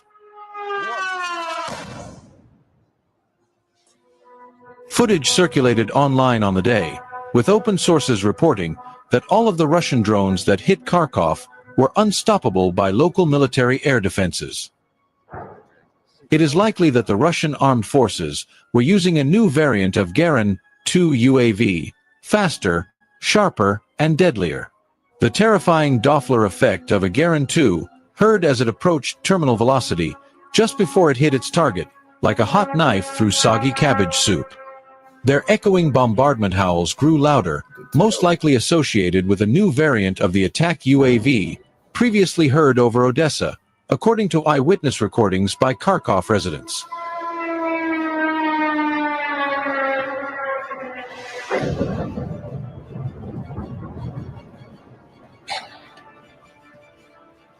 See what happened was monitoring channels reported that several more drones were in the air. Judging by the noise, it appears that the Russian drone dived directly towards its target from an altitude of 2,000 to 2,500 meters at high speed to avoid fire from Ukrainian air defense forces. The high-speed dive ripped through the infrastructure with a large amount of fire and smoke at the site, coming from one of the explosions.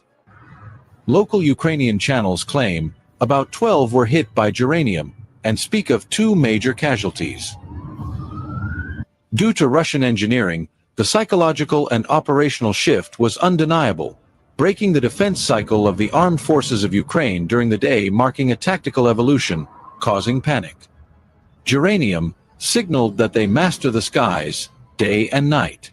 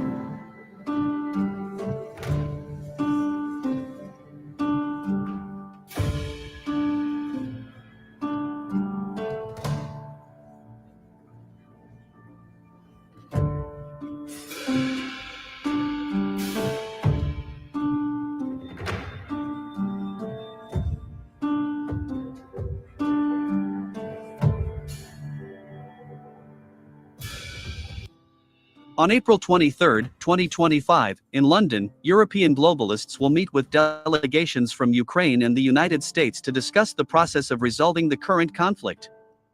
In this context, insiders in Kiev and Washington have indicated that European globalists are devising another strategy to sabotage the negotiation efforts, aiming to prolong this violent conflict. According to insiders, the end of this war is not beneficial to the European globalists and their puppets in Kiev.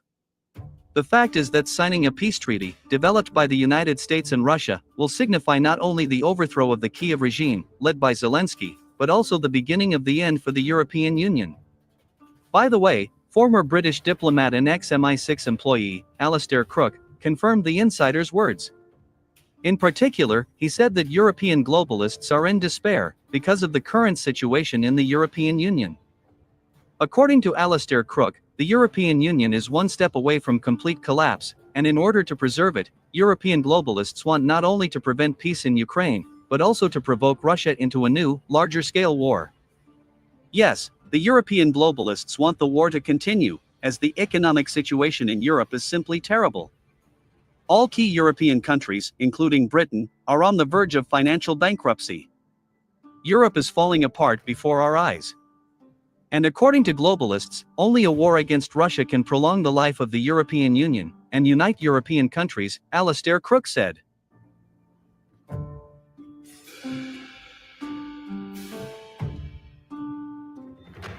Psychopaths.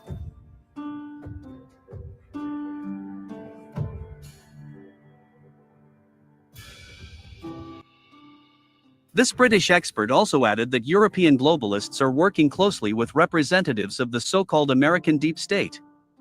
Their main goal is to do everything possible to prevent the Trump administration from normalizing friendly relations with Russia.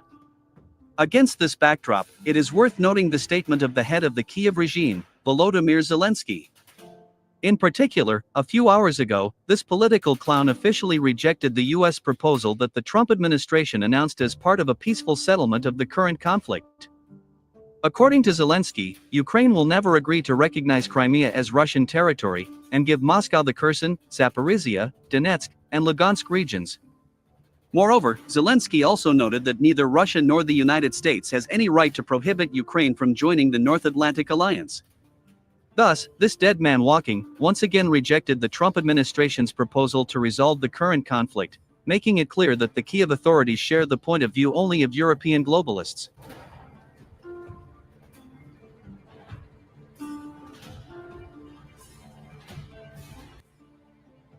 By the way, Russia's reaction to the destructive actions of the European globalists and their puppets in Kyiv was not long in coming. In particular, Russian presidential aide, Yuri Ushakov, officially stated that the Kyiv authorities and their European masters continue to sabotage the peace negotiation process. At the same time, Yuri Ushakov noted that the only plan for resolving this conflict is being discussed only by the United States and Russia, while other initiatives by the so-called European leaders are an attempt to disrupt the peace negotiation process. I officially declare that if, during the meeting in London, European leaders continue to put pressure on the negotiation process and adopt another peace plan that differs from what is being discussed by Russia and the United States, Moscow will unilaterally withdraw from the negotiation process and achieve all its goals solely through military force, Yuri Ushakov said. Thus, Russia once again made it clear to the West that if the negotiation process is disrupted, Moscow will in any case achieve all its goals in Ukraine through military force.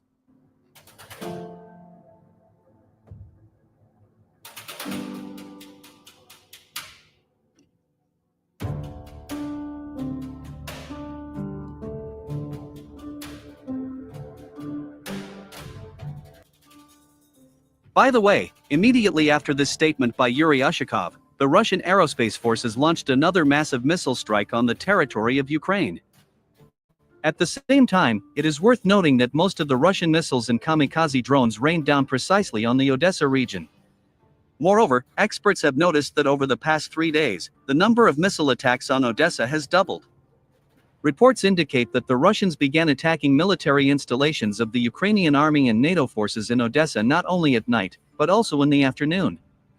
In addition, the Russian military began using the latest uranium-3 kamikaze drones, equipped with the latest Russian jet engines and stealth coating against targets in Odessa. According to the monitoring services, Ukrainian and Western air defense systems have not yet been able to shoot down even one such drone. Witnesses claim that these latest drones emit a special sound that is very different from the conventional kamikaze drones.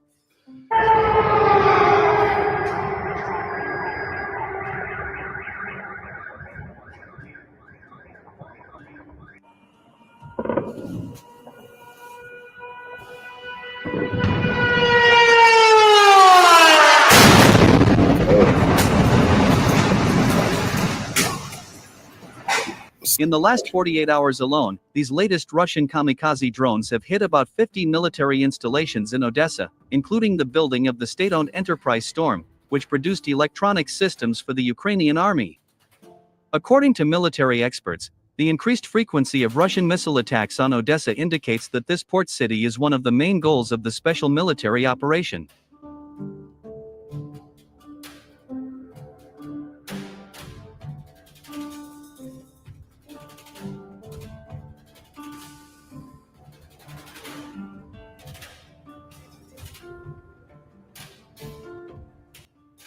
However, retired U.S. Army General and former NATO's Supreme Allied Commander in Europe, Wesley Clark, did not agree with the statement of military experts.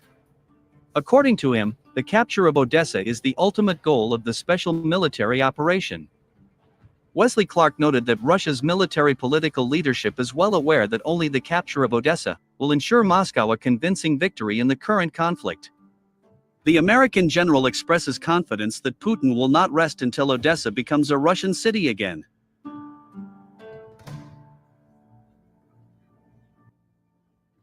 Indeed, everything that is happening indicates that the Russian president is really hatching plans to liberate Odessa. It can be seen even in his words. For instance, recently, during his speech to reporters, Vladimir Putin reiterated that Russia has not forgotten the miraculous crime committed by Ukrainian nationalists in the center of Odessa, killing dozens of people in the trade union house. Putin emphasized again that all the perpetrators of this tragedy will receive the punishment they deserve. Meanwhile, a deputy of the Odessa Regional Council and an ex-candidate for mayor of Odessa, Alexei Albu, also confirmed Putin's intentions to liberate Odessa completely. According to him, the future liberation of Odessa is a settled issue, as Russia will never accept the fact that British, French, and American soldiers will be stationed in this historically Russian city.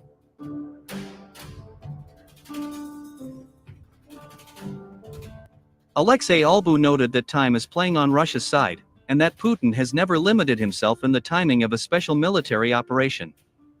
Alexei Albu expressed confidence that the Russian army will initiate the process of liberating the Odessa region immediately after Moscow establishes sanitary cordons in numerous buffer zones to ensure the security of the new constitutional territories of the Russian Federation.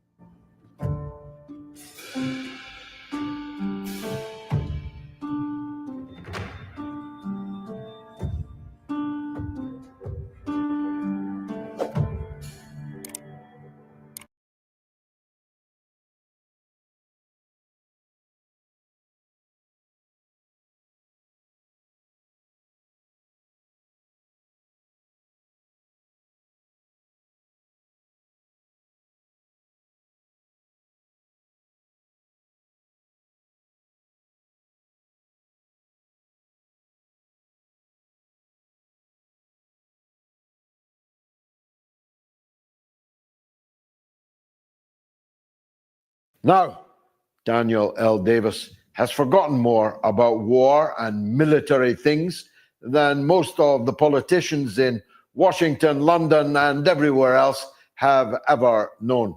He knows politics too. If there was any sense in the Trump administration, he'd be in it at a very high level. And one day, he may very well be. And I'm glad that while he isn't, we can enjoy his wisdom here on the mother of all talk shows. Colonel Davis, wonderful to see you again. If I may, let me start with where President Trump is getting it right, splendidly so. That is to say, trying to bring an end to the Ukraine war. Relations have seldom, in fact, I'm struggling to remember when, if ever, relations were as warm between Moscow and Washington. That's a truly miraculous thing, isn't it? Well, it is in one sense, but I think it's only shown as being really warm only because it's in contrast to the chilly relations really in most of the rest of Western Europe and the United States, where it shouldn't be that kind of temperature. There shouldn't be this big diversion, but unfortunately there is. And obviously the reason, partial reason, is because of the war going on between Russia and Ukraine. But in my view, that the reason why the relations are so chilly among the West is because, unlike Donald Trump, almost nobody else in the West in a position of power, with the exception of Robert Fico and Viktor Orban, are viewing the reality of the world. And instead, they're clinging to this fiction that doesn't exist. And so when you have one group of people, and you must add Volodymyr Zelensky into that group, that is viewing the ground on the preferred Hollywood script that they would like it to be instead of the actual reality that it is. And then you have another group, which really right now is, and it sounds odd to say this, but Trump and Putin, who are seeing it as it is, then you're going to obviously have a big delta between what the two sides are trying to get done. And actually, it's more like three sides here. But Trump does seem to be ready to say, all right, we have done everything that we can. We have tried to bridge the gap between the Western side. We've tried to bridge the gap between the Russian side. We're having some success over here, but we're not having success here. And therefore, I think that he is at the point now, and maybe by the end of this week, he's going to say, we're done. We tried to bring this together. If you don't want to go by the deal that we can work out with Russia, then Ukraine and Europe, you guys can figure it out on your own. We wish you the best of luck, but we're no longer going to participate. I think that's where he is at the cusp of being right now. And that's why what I called the Continuity War Council in London collapsed in such ignominy today, Colonel, wasn't it? You can't have the West, where the United States has said, no, we don't want to continue the war. We're not going to continue the war.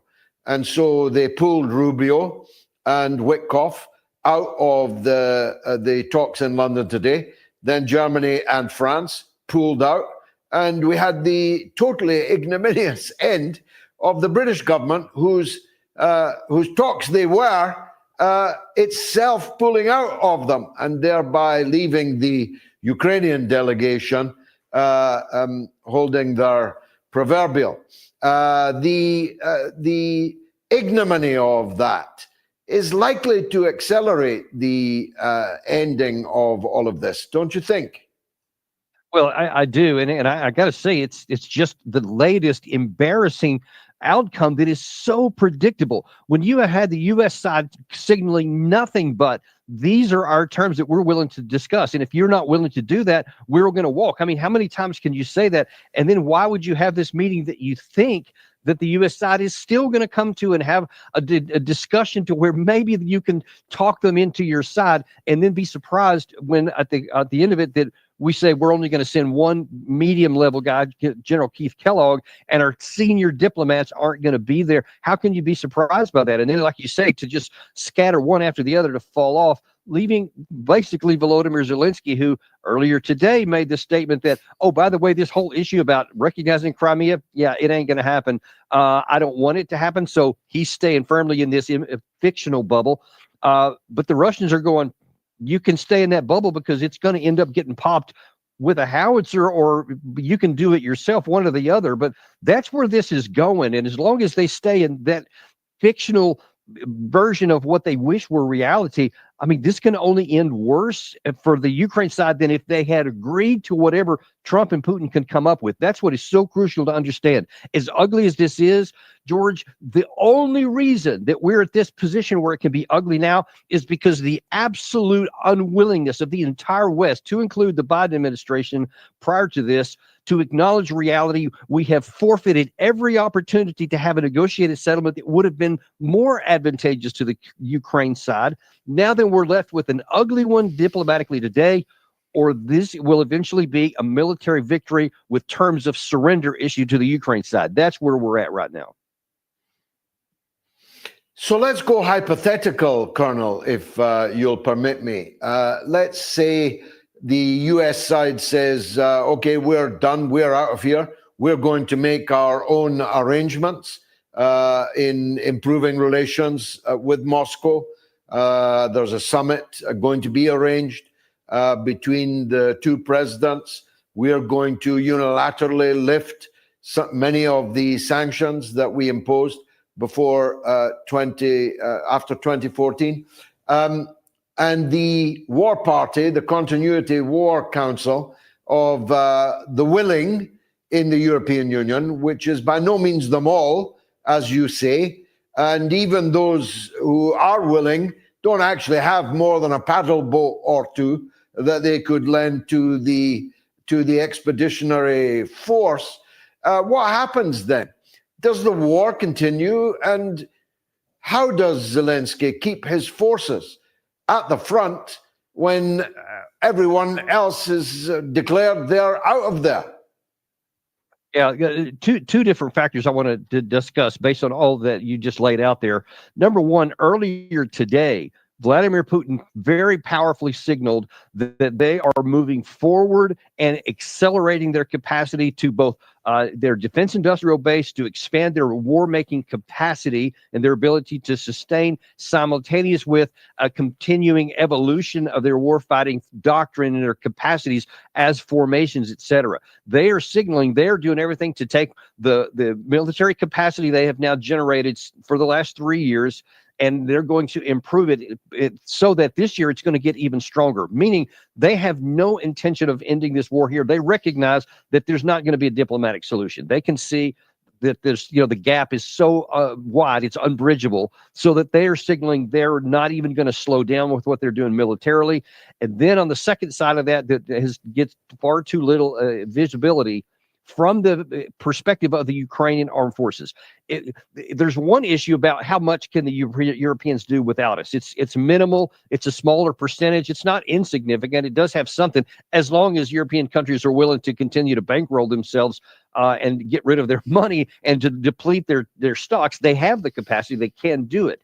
But who's going to operate that stuff? Because if you take the Ukrainian armed forces right now and then you publicly tell them the U.S. no longer has your back, even nominally, you're now only with what the Europeans can do, then their morale, which is already very, very low, will just sink. And I think that there will be a significant possibility that you'll see in Ukraine what we saw in Afghanistan when the U.S. pulled out of that one. After 20 years of supporting the Afghanistan military, when they knew that it was now just them on their own against the Taliban, they said, yeah, we're not doing that. And then they absolutely collapsed, making whatever deals they could with the enemy. And I think you'll see a similar situation here. Hard for me to imagine how, as a force, they'll keep fighting in the aftermath. Well, me too, but I was only a boy soldier. You are a colonel, so it's good that we are on the same page on that. Let me turn to a more problematic area where Trump isn't doing so well at all. He launched this Liberation Day or Liberty Day or whatever it was called, causing total carnage in the stock markets of the world, including the United States stock markets. He was throwing out numbers, I mean, almost randomly, to see if they stuck on the wall of who was going to be tariffed what. Don't know how anyone was able to keep a list or a table of it. But the big enchilada was China. He declared trade war on China. And it hasn't gone well, Colonel. I've got to put it to you that way. It hasn't, and this is, I got to say, this is puzzling.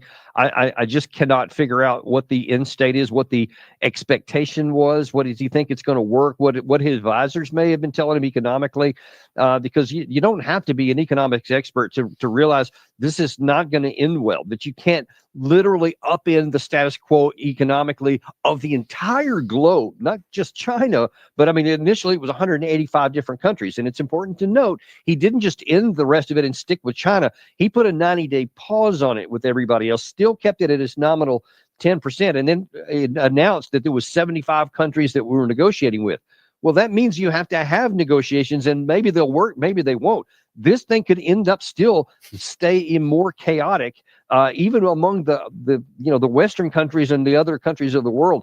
But man, that issue with China is a big one, because by all accounts, they are digging in their heels and they're saying, if we have to eat some short-term pain on this, and it will be pain for them, they have been unequivocal and accurate in saying, we will all lose with the trade war. We'll lose too, but everybody's going to lose, but we're not going to submit. I think that they're to the point now to where they're saying, we're done rolling over. We're done being what they consider to be bullied. And I think that they'll say, I think that we can take more pain than you can.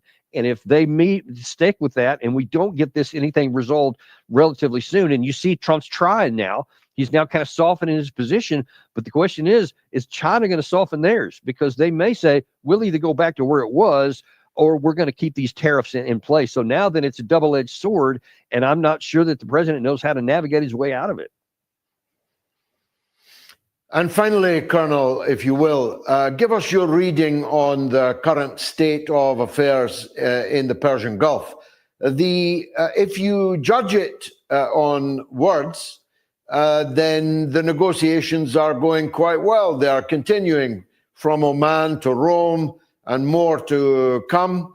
But if you judged it on actions, like the actual disposition of U.S. forces in the region, the moving of battle groups, the moving of the B-2, and so on, and the big resupply job that's being done on and with Israel, you'd have to say that war is definitely not off the agenda, and maybe soon in the Persian Gulf. What's your take on it?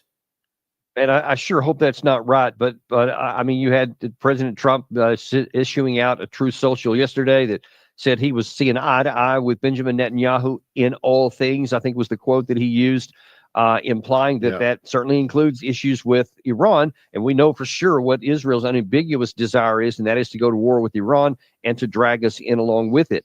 Now, there is inside the United States a significant battle between two camps, and that is the one is this. I think the phrase used was a war continuance party. Well, we got some charter members of that deal that are lobbying really hard, both at the government level and at the retired general level, to do everything they can to compel Trump to go and use military means to, quote, solve the problem in Iran, which of course is, I think you know more than most, would just explode the problems. It wouldn't solve any. But he's got that big battle. On the other hand, there is, though, another group of folks that are viewing, I think more like you and I do, that it would be an insane thing to do. And I'm talking to some senior folks here, so this is not a minor issue, that are pushing back in the opposite direction, pointing out the cost to go in and using the military means in Iran to show that there's almost nothing that can be gained and a lot that can be lost. And so Trump seems to one day seem to be leaning toward the military side, another day he seems to be leaning toward the what I call the sane side and the logical side, but we don't know where it's going to go because, as you rightly point out, there are a bunch of B-2 bombers in Diego Garcia. There's attack jets, the A-10 attack jets that are in the region. There's 2 aircraft carrier battle groups that are in the region, and they're still there. So it's on a knife's edge, and you have the Iranian side saying, hey, we're ready to go to war. If you do, we don't want to. We're willing to negotiate, but it's going to have to be a give and take, not just a issue and an ultimatum. So it's very much a volatile situation. I don't know how it's going to end up.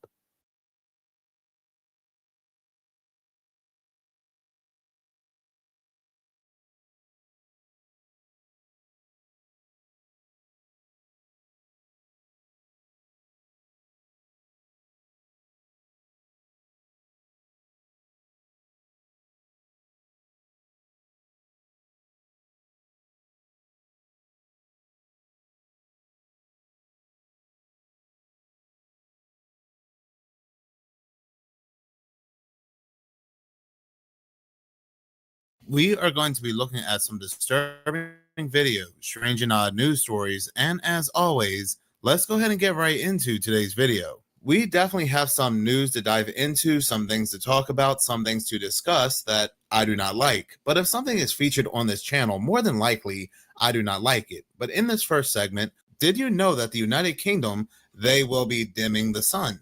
A lot of us, not all of us, but a lot of us for some time have felt like the moon and the sun have been different from what we remembered, right? Like for those that feel this way, the sun just appears to be a lot more intense, and most of the times being out in the sun, it just burns.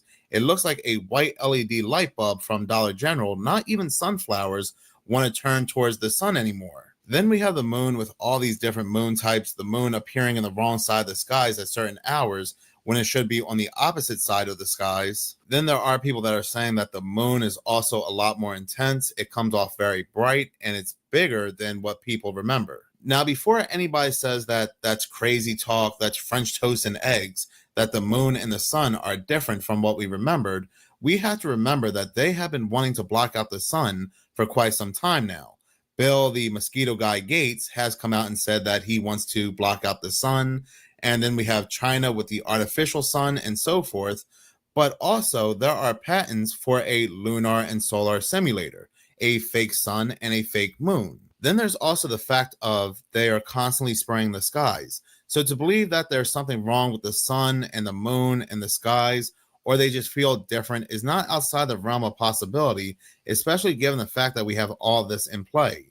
But now news is coming out that they are now indeed dimming the sun. Yes, they are going through with the plans of dimming the sun. You have no say in the matter, as if you ever did. Reading this article from The Guardian, which was published yesterday, April 22nd, is titled, United Kingdom Scientists to Launch Outdoor Geoengineering Experiments.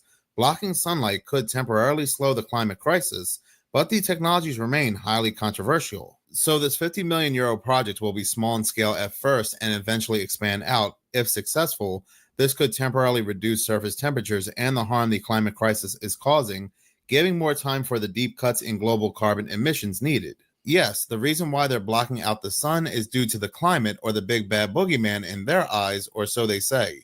But how my brain works, I always think there is something else going on, something beneath the surface, that the reason why they're doing this could be for multiple reasons. Destroying the crops, destroying the farmlands even further, spraying poisons in the air, and dimming out the sun could truly make holograms pop out more. You can see right here the 3 methods they're going to use for solar geoengineering. A, airplanes to release tiny aerosol particles that reflect light back into space. B, the least understood method, and I am sure it's the least understood, seeding then cirrus clouds in the upper troposphere with ice nuclei could reduce their lifespan and increase cooling. And C, boats release aerosol particles that increase the reflectivity of low clouds. So they are really going all out to make sure that they basically block out the sun. The article goes on to say that, however, solar radiation management, SRM, could have serious unintended consequences, such as shifting rain vital to food production. Some scientists warn that starting to develop geoengineering could reduce the drive to tackle the root cause of climate emergency, the burning of fossil fuels. But it's not unintended. This is something they've always intended to do, was to harm the food production, to harm crops. You'll eat the bugs and you'll like the bugs.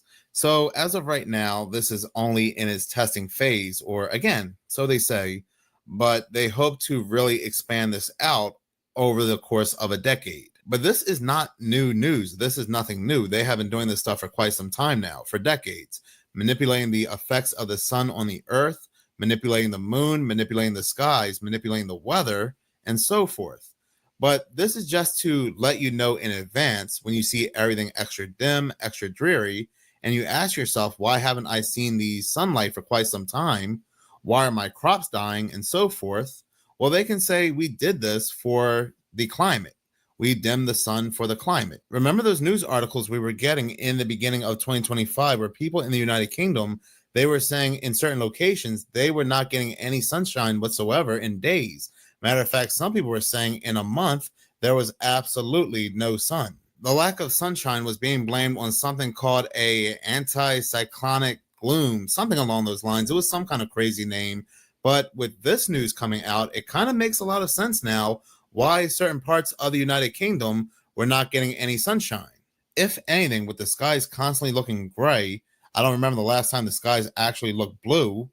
We need more sunlight. And when I say more sunlight, of course, I'm talking about the natural sun, not an artificial sun and not a solar simulator. But in other news, and talking about a real-life boogeyman, on Monday, we all know that the Pope passed away at 88.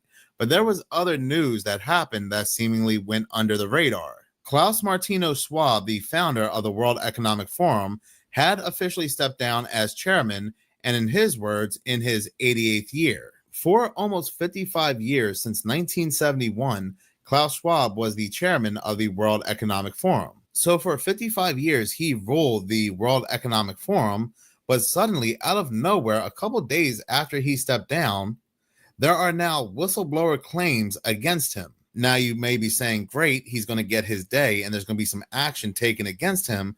But wait, because the World Economic Forum, they are confirming that they are investigating Klaus Schwab. So it'll be the World Economic Forum at the helm of this investigation.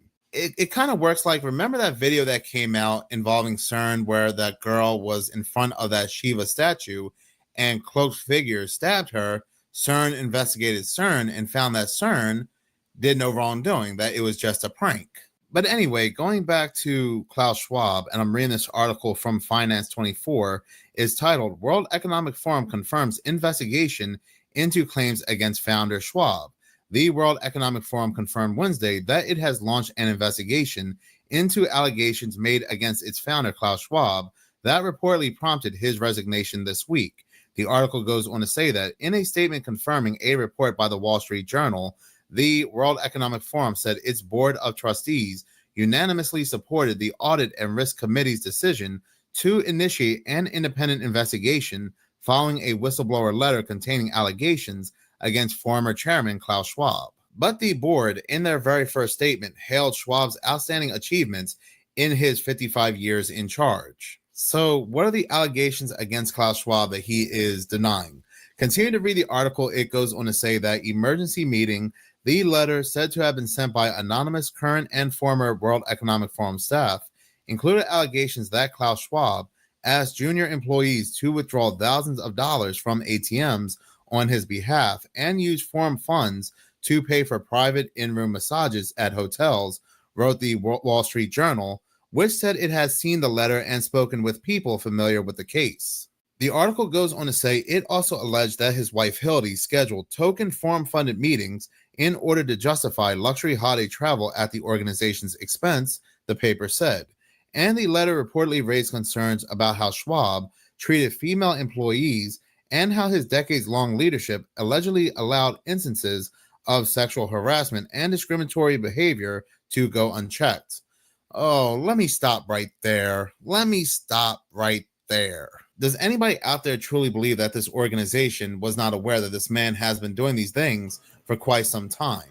I mean, for 55 years, we have all these world leaders who act like enemies on TV coming together kissing Klaus Schwab's behind. After all this time, now we have a whistleblower coming out exposing him, saying, look what he's been doing. I'll go ahead and tell you what this is. You want to know what this is? This is one of two things, or perhaps both. This is either a humiliation ritual, or this is a distraction from who they are currently going to go ahead and bring into the World Economic Forum leadership, who they are bringing to replace Klaus Schwab. Because there are some wild things currently taking place in the World Economic Forum that I'm sure they don't want people to look into while they are distracting people with this news about Klaus Schwab. The current interim chairman of the World Economic Forum is Peter Brabeck, as Klaus Schwab has stepped down. And Peter Brabeck has made statements like this in the past. You also have to remember that this man is the chairman of Nestle. You know, Nestle water, Nestle chocolate. Well, I think that's a very, very crucial question. And it is being brought forward by some NGOs in a very simplistic manner. They are saying water is a human right. Therefore, it's not a commercial material. My answer to this is, yes, you're right. Water is a human right. The 25 liters of water that we need as a minimum as a person in order to live decently, which is my 4 to 5 liters of liquid, which I have to take to me, which is about the 4 or 5 liters for the cleaning. It's about the 4 or 5 liters that we need in order to clean the dishes. Yes, this is a human right. But I don't think it's a human right to fill up my swimming pool, to wash my cars, to water the golf course, or even to water the garden. I don't think this is a human right. And if we do not understand that the water, which is a human right, is the smallest part of the water that we are using, and that the big parts, which can be, just to give you a figure, I mentioned we need about 25 liters per day per capita. Well, we are using in the United States about 400 liters per day. So this 380 liters of water, I don't think this is human right, and this should have a price. Why? Because if we do not put a price, we will not make the investments which are necessary in order to use the most precious of the resources that we have in a more responsible manner. So the water situation gets worse and worse. And if we do not give a value to the water, those investments are not going to be made because nobody has an interest to invest because you don't have an economical return. If the value of water is zero, any investment will never yield. If the water has at least a decent price, an investment might yield. And that's why we don't make the investments.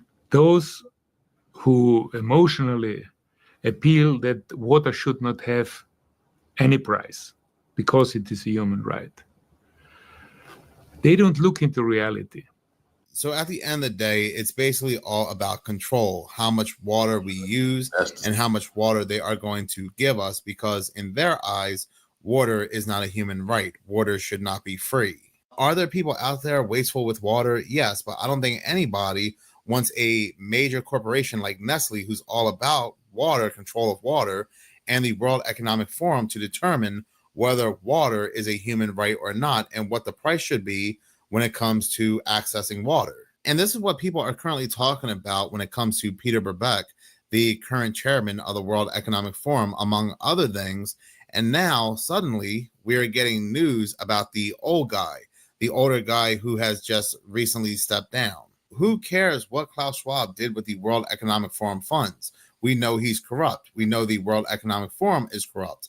But I'm worried about other things that the World Economic Forum are currently doing, have done, and are about to do. And on top of everything else, we have the corrupt World Economic Forum at the helm of this investigation, investigating their corrupt ex-leader who's probably still in charge. You never know. And yes, that photo showing Peter Brabeck's eye looking very unusual is not a Photoshop. It's not edited. It is very real. In his words, he said it's due to an undisclosed illness that's curable. And more than likely, it could be. Very well, he may have an illness, but we have seen time and time again where these people in high power, high positions, and especially when certain people go to do higher things, they always seem to have damage to their eye.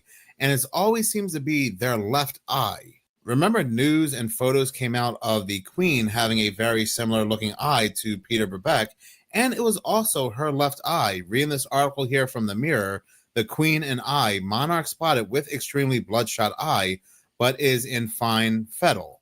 And just like Peter Brabeck, the Queen of England also refused to disclose how she had suffered this red eye. It just is what it is. She had gotten the red eye, and that is that.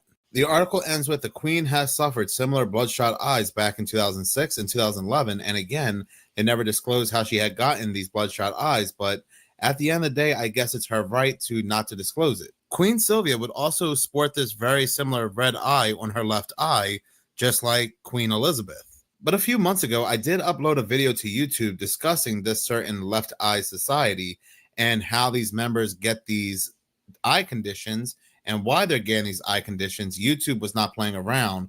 They deleted that video right away. I had to actually upload that video to my Humble page, and it's still there. So yeah, it could be a medical condition, but who really knows? And now he is the chairman of the World Economic Forum. Temporarily, but again, who really knows? And talking about other topics that are currently being discussed at the World Economic Forum, this next video comes from Moon Henry on TikTok. Again, a channel that I'm a very big fan of. He also has a YouTube channel as well under Moon Henry. What is going on with the WEF? I'm getting total villain, last boss type vibes. Make sure you stick around because you will not hear this anywhere else. We'll come right back to this stuff. Now, before we get into the really crazy part, we have the WEF talking about implanting devices in Bluetooth headphones and other things for who knows what. And yeah, this is pretty crazy, but it gets crazier. Wearable devices. So these are brain sensors that are starting to be embedded in everyday devices, but until now have been a number of niche companies that really have focused on mindfulness and meditation. The use of, for example, brain sensors that can pick up electrical activity in the brain at a pretty low resolution. So y'all heard that, right? They're already putting chips in your headphones that can read your brain activity. We also just had Schwabi step down and this guy step up. But let's be real. Why do they want to measure your brain activity? What kind of electrical signals can they pick up from your brain? Do you see this behind me? Automatic machine for identifying blanks of blank from voice to skull. So this is a patent that fights against the other patent, which is the voice to skull. So I'm sure you're wondering, what is voice to skull? Well, it's technology where they can implant voices in your own head. You'll think it's you half the time. So I was actually going to get the voice to skull patent, then I found this one instead. If you want to look farther into it. TikTok does this picture, I'm sure they all have infections. So I've showed you in times past where they can literally read your brain from the camera on your phone using your eyes. And through that, they'll decode some electronic signature from your brain to know what you're thinking. Also now with your headphones, they can get that same exact signal. We also have AI being able to detect your location through walls. So long story short, because I'm just joking, I'm just giving y'all some fiction. Theoretically, that would never happen. When voices beam to your skull, they'll know what you're thinking about that voice because your headphones or whatever else kind of technology. This all coming up when the last boss fight is stepping up in the new identification required to enter government buildings. Need I say any more? So yeah, like I said, do not get excited about this news about Klaus Schwab being investigated. They are releasing this now for a reason and not for the reasons you think. In this next segment, what is going on with Delta Airlines? Who out there is still flying Delta, as they've been really in the news lately with all these plane issues, constantly having issues with their engines catching on fire. When I first heard this crazy story, I thought it only happened to one plane, but apparently it happened to 2 different flights on the exact same day. Reading this article from Syracuse.com, it was published on April 21st. This article is titled, Delta, ceilings collapse mid-flight on 2 different planes on the same day. Like, what? This is crazy. This is absolutely crazy. Continuing to read the article, it goes on to say that last Monday, 2 different Delta flights experienced the same scary mishap. The ceiling collapsed mid-flight. On April 14th, the roof of a Boeing 757 plane flying from Santa Ana, California to Atlanta collapsed, hitting one passenger in the head, per a post in the Delta Reddit forum. Bringing up the Reddit post, you can see a picture right here of inside the plane with the panel off, and this was the panel that hit the passenger in the head. This could have ended really bad. The original poster said that everybody had to get off the plane. Paramedics, they were checking out the passenger, and that's all they knew after that. But the article does go on to say that the airline also noted that the incident left a wound on the affected passenger, who was treated by an emergency medical technician before proceeding onto their connecting flight in Atlanta. That is scary. A good blow to the head, even if it's not hard, could end your life or do some serious damage, or something that you're not aware of, like an aneurysm. But like I said, that wasn't the only one. Continue to read the article, it goes on to say, weirdly enough, that wasn't the only Delta flight that day that didn't land with a fully intact roof. A Boeing 717 plane traveling from Atlanta to Chicago also faced the same rare circumstance.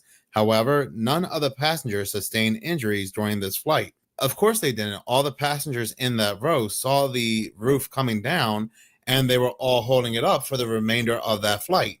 And while the inside of the ceiling is only cosmetic, nobody wants to be 30,000 feet in the air witnessing the plane falling apart from the inside, especially given the fact that this is Delta. And like I said, they've been all over the news with these engine fires. Matter of fact, a couple days after the ceilings came off, and a couple days ago, I believe it was the 21st, there was an engine fire where the passengers had to evacuate. And again, it was another Delta plane. At Orlando International, fire on the ramp. We're calling the fire truck right now. We'll do that. Thank you very much. The right side engine on a fully loaded Delta Airlines flight spewing flames just moments after pushing back from the gate. There's obviously people on that plane. As pilots quickly shut off fuel to the engine, passengers evacuated the jumbo jet down emergency slides. The process slowed, with passengers only able to evacuate from the left side of the plane. Please take your time going down the stairs. On board the Orlando to Atlanta flight, Channing Wells and her 9-year-old son returning home after a Disney cruise. So you had everyone in the back of the plane in a panic trying to rush to the front. And then all of a sudden you start smelling the smoke and different things like that. And then everyone was panicking. Firefighters quickly doused the flames as passengers gathered on the ramp. Delta says the highly unusual fire happened in the engine's tailpipe. In my many years of flying, tailpipe fires are very rare. I was trained for it, but in all my years, I never had a tailpipe fire. The latest in a string of high-profile aviation incidents this year that have flyers on edge. Meanwhile, another Delta flight declared an emergency and landed back in Orlando after experiencing a cabin pressure issue over Jacksonville. Delta says all affected passengers are being rebooked. And I didn't know there was another Delta issue around that same time. Yesterday, a Delta flight makes emergency landing in Orlando over a cabin pressurization issue. Matter of fact, it was the same exact day as that engine fire. The article goes on to say, Delta Flight 1030 made an emergency return to Orlando on Monday due to a cabin pressure issue, marking the second Delta incident at the airport that day. Now, I still do not know how people continue to fly Delta with all of this in the news. Now, me personally, I don't care about the airline. I'm not flying regardless. I know some people will say, well, that's the goal. They want to put fear into you. But like I've said before, I don't want to be stuck in a PSYOP 40,000 feet in the air. Delta was also the CultFigga. Follow me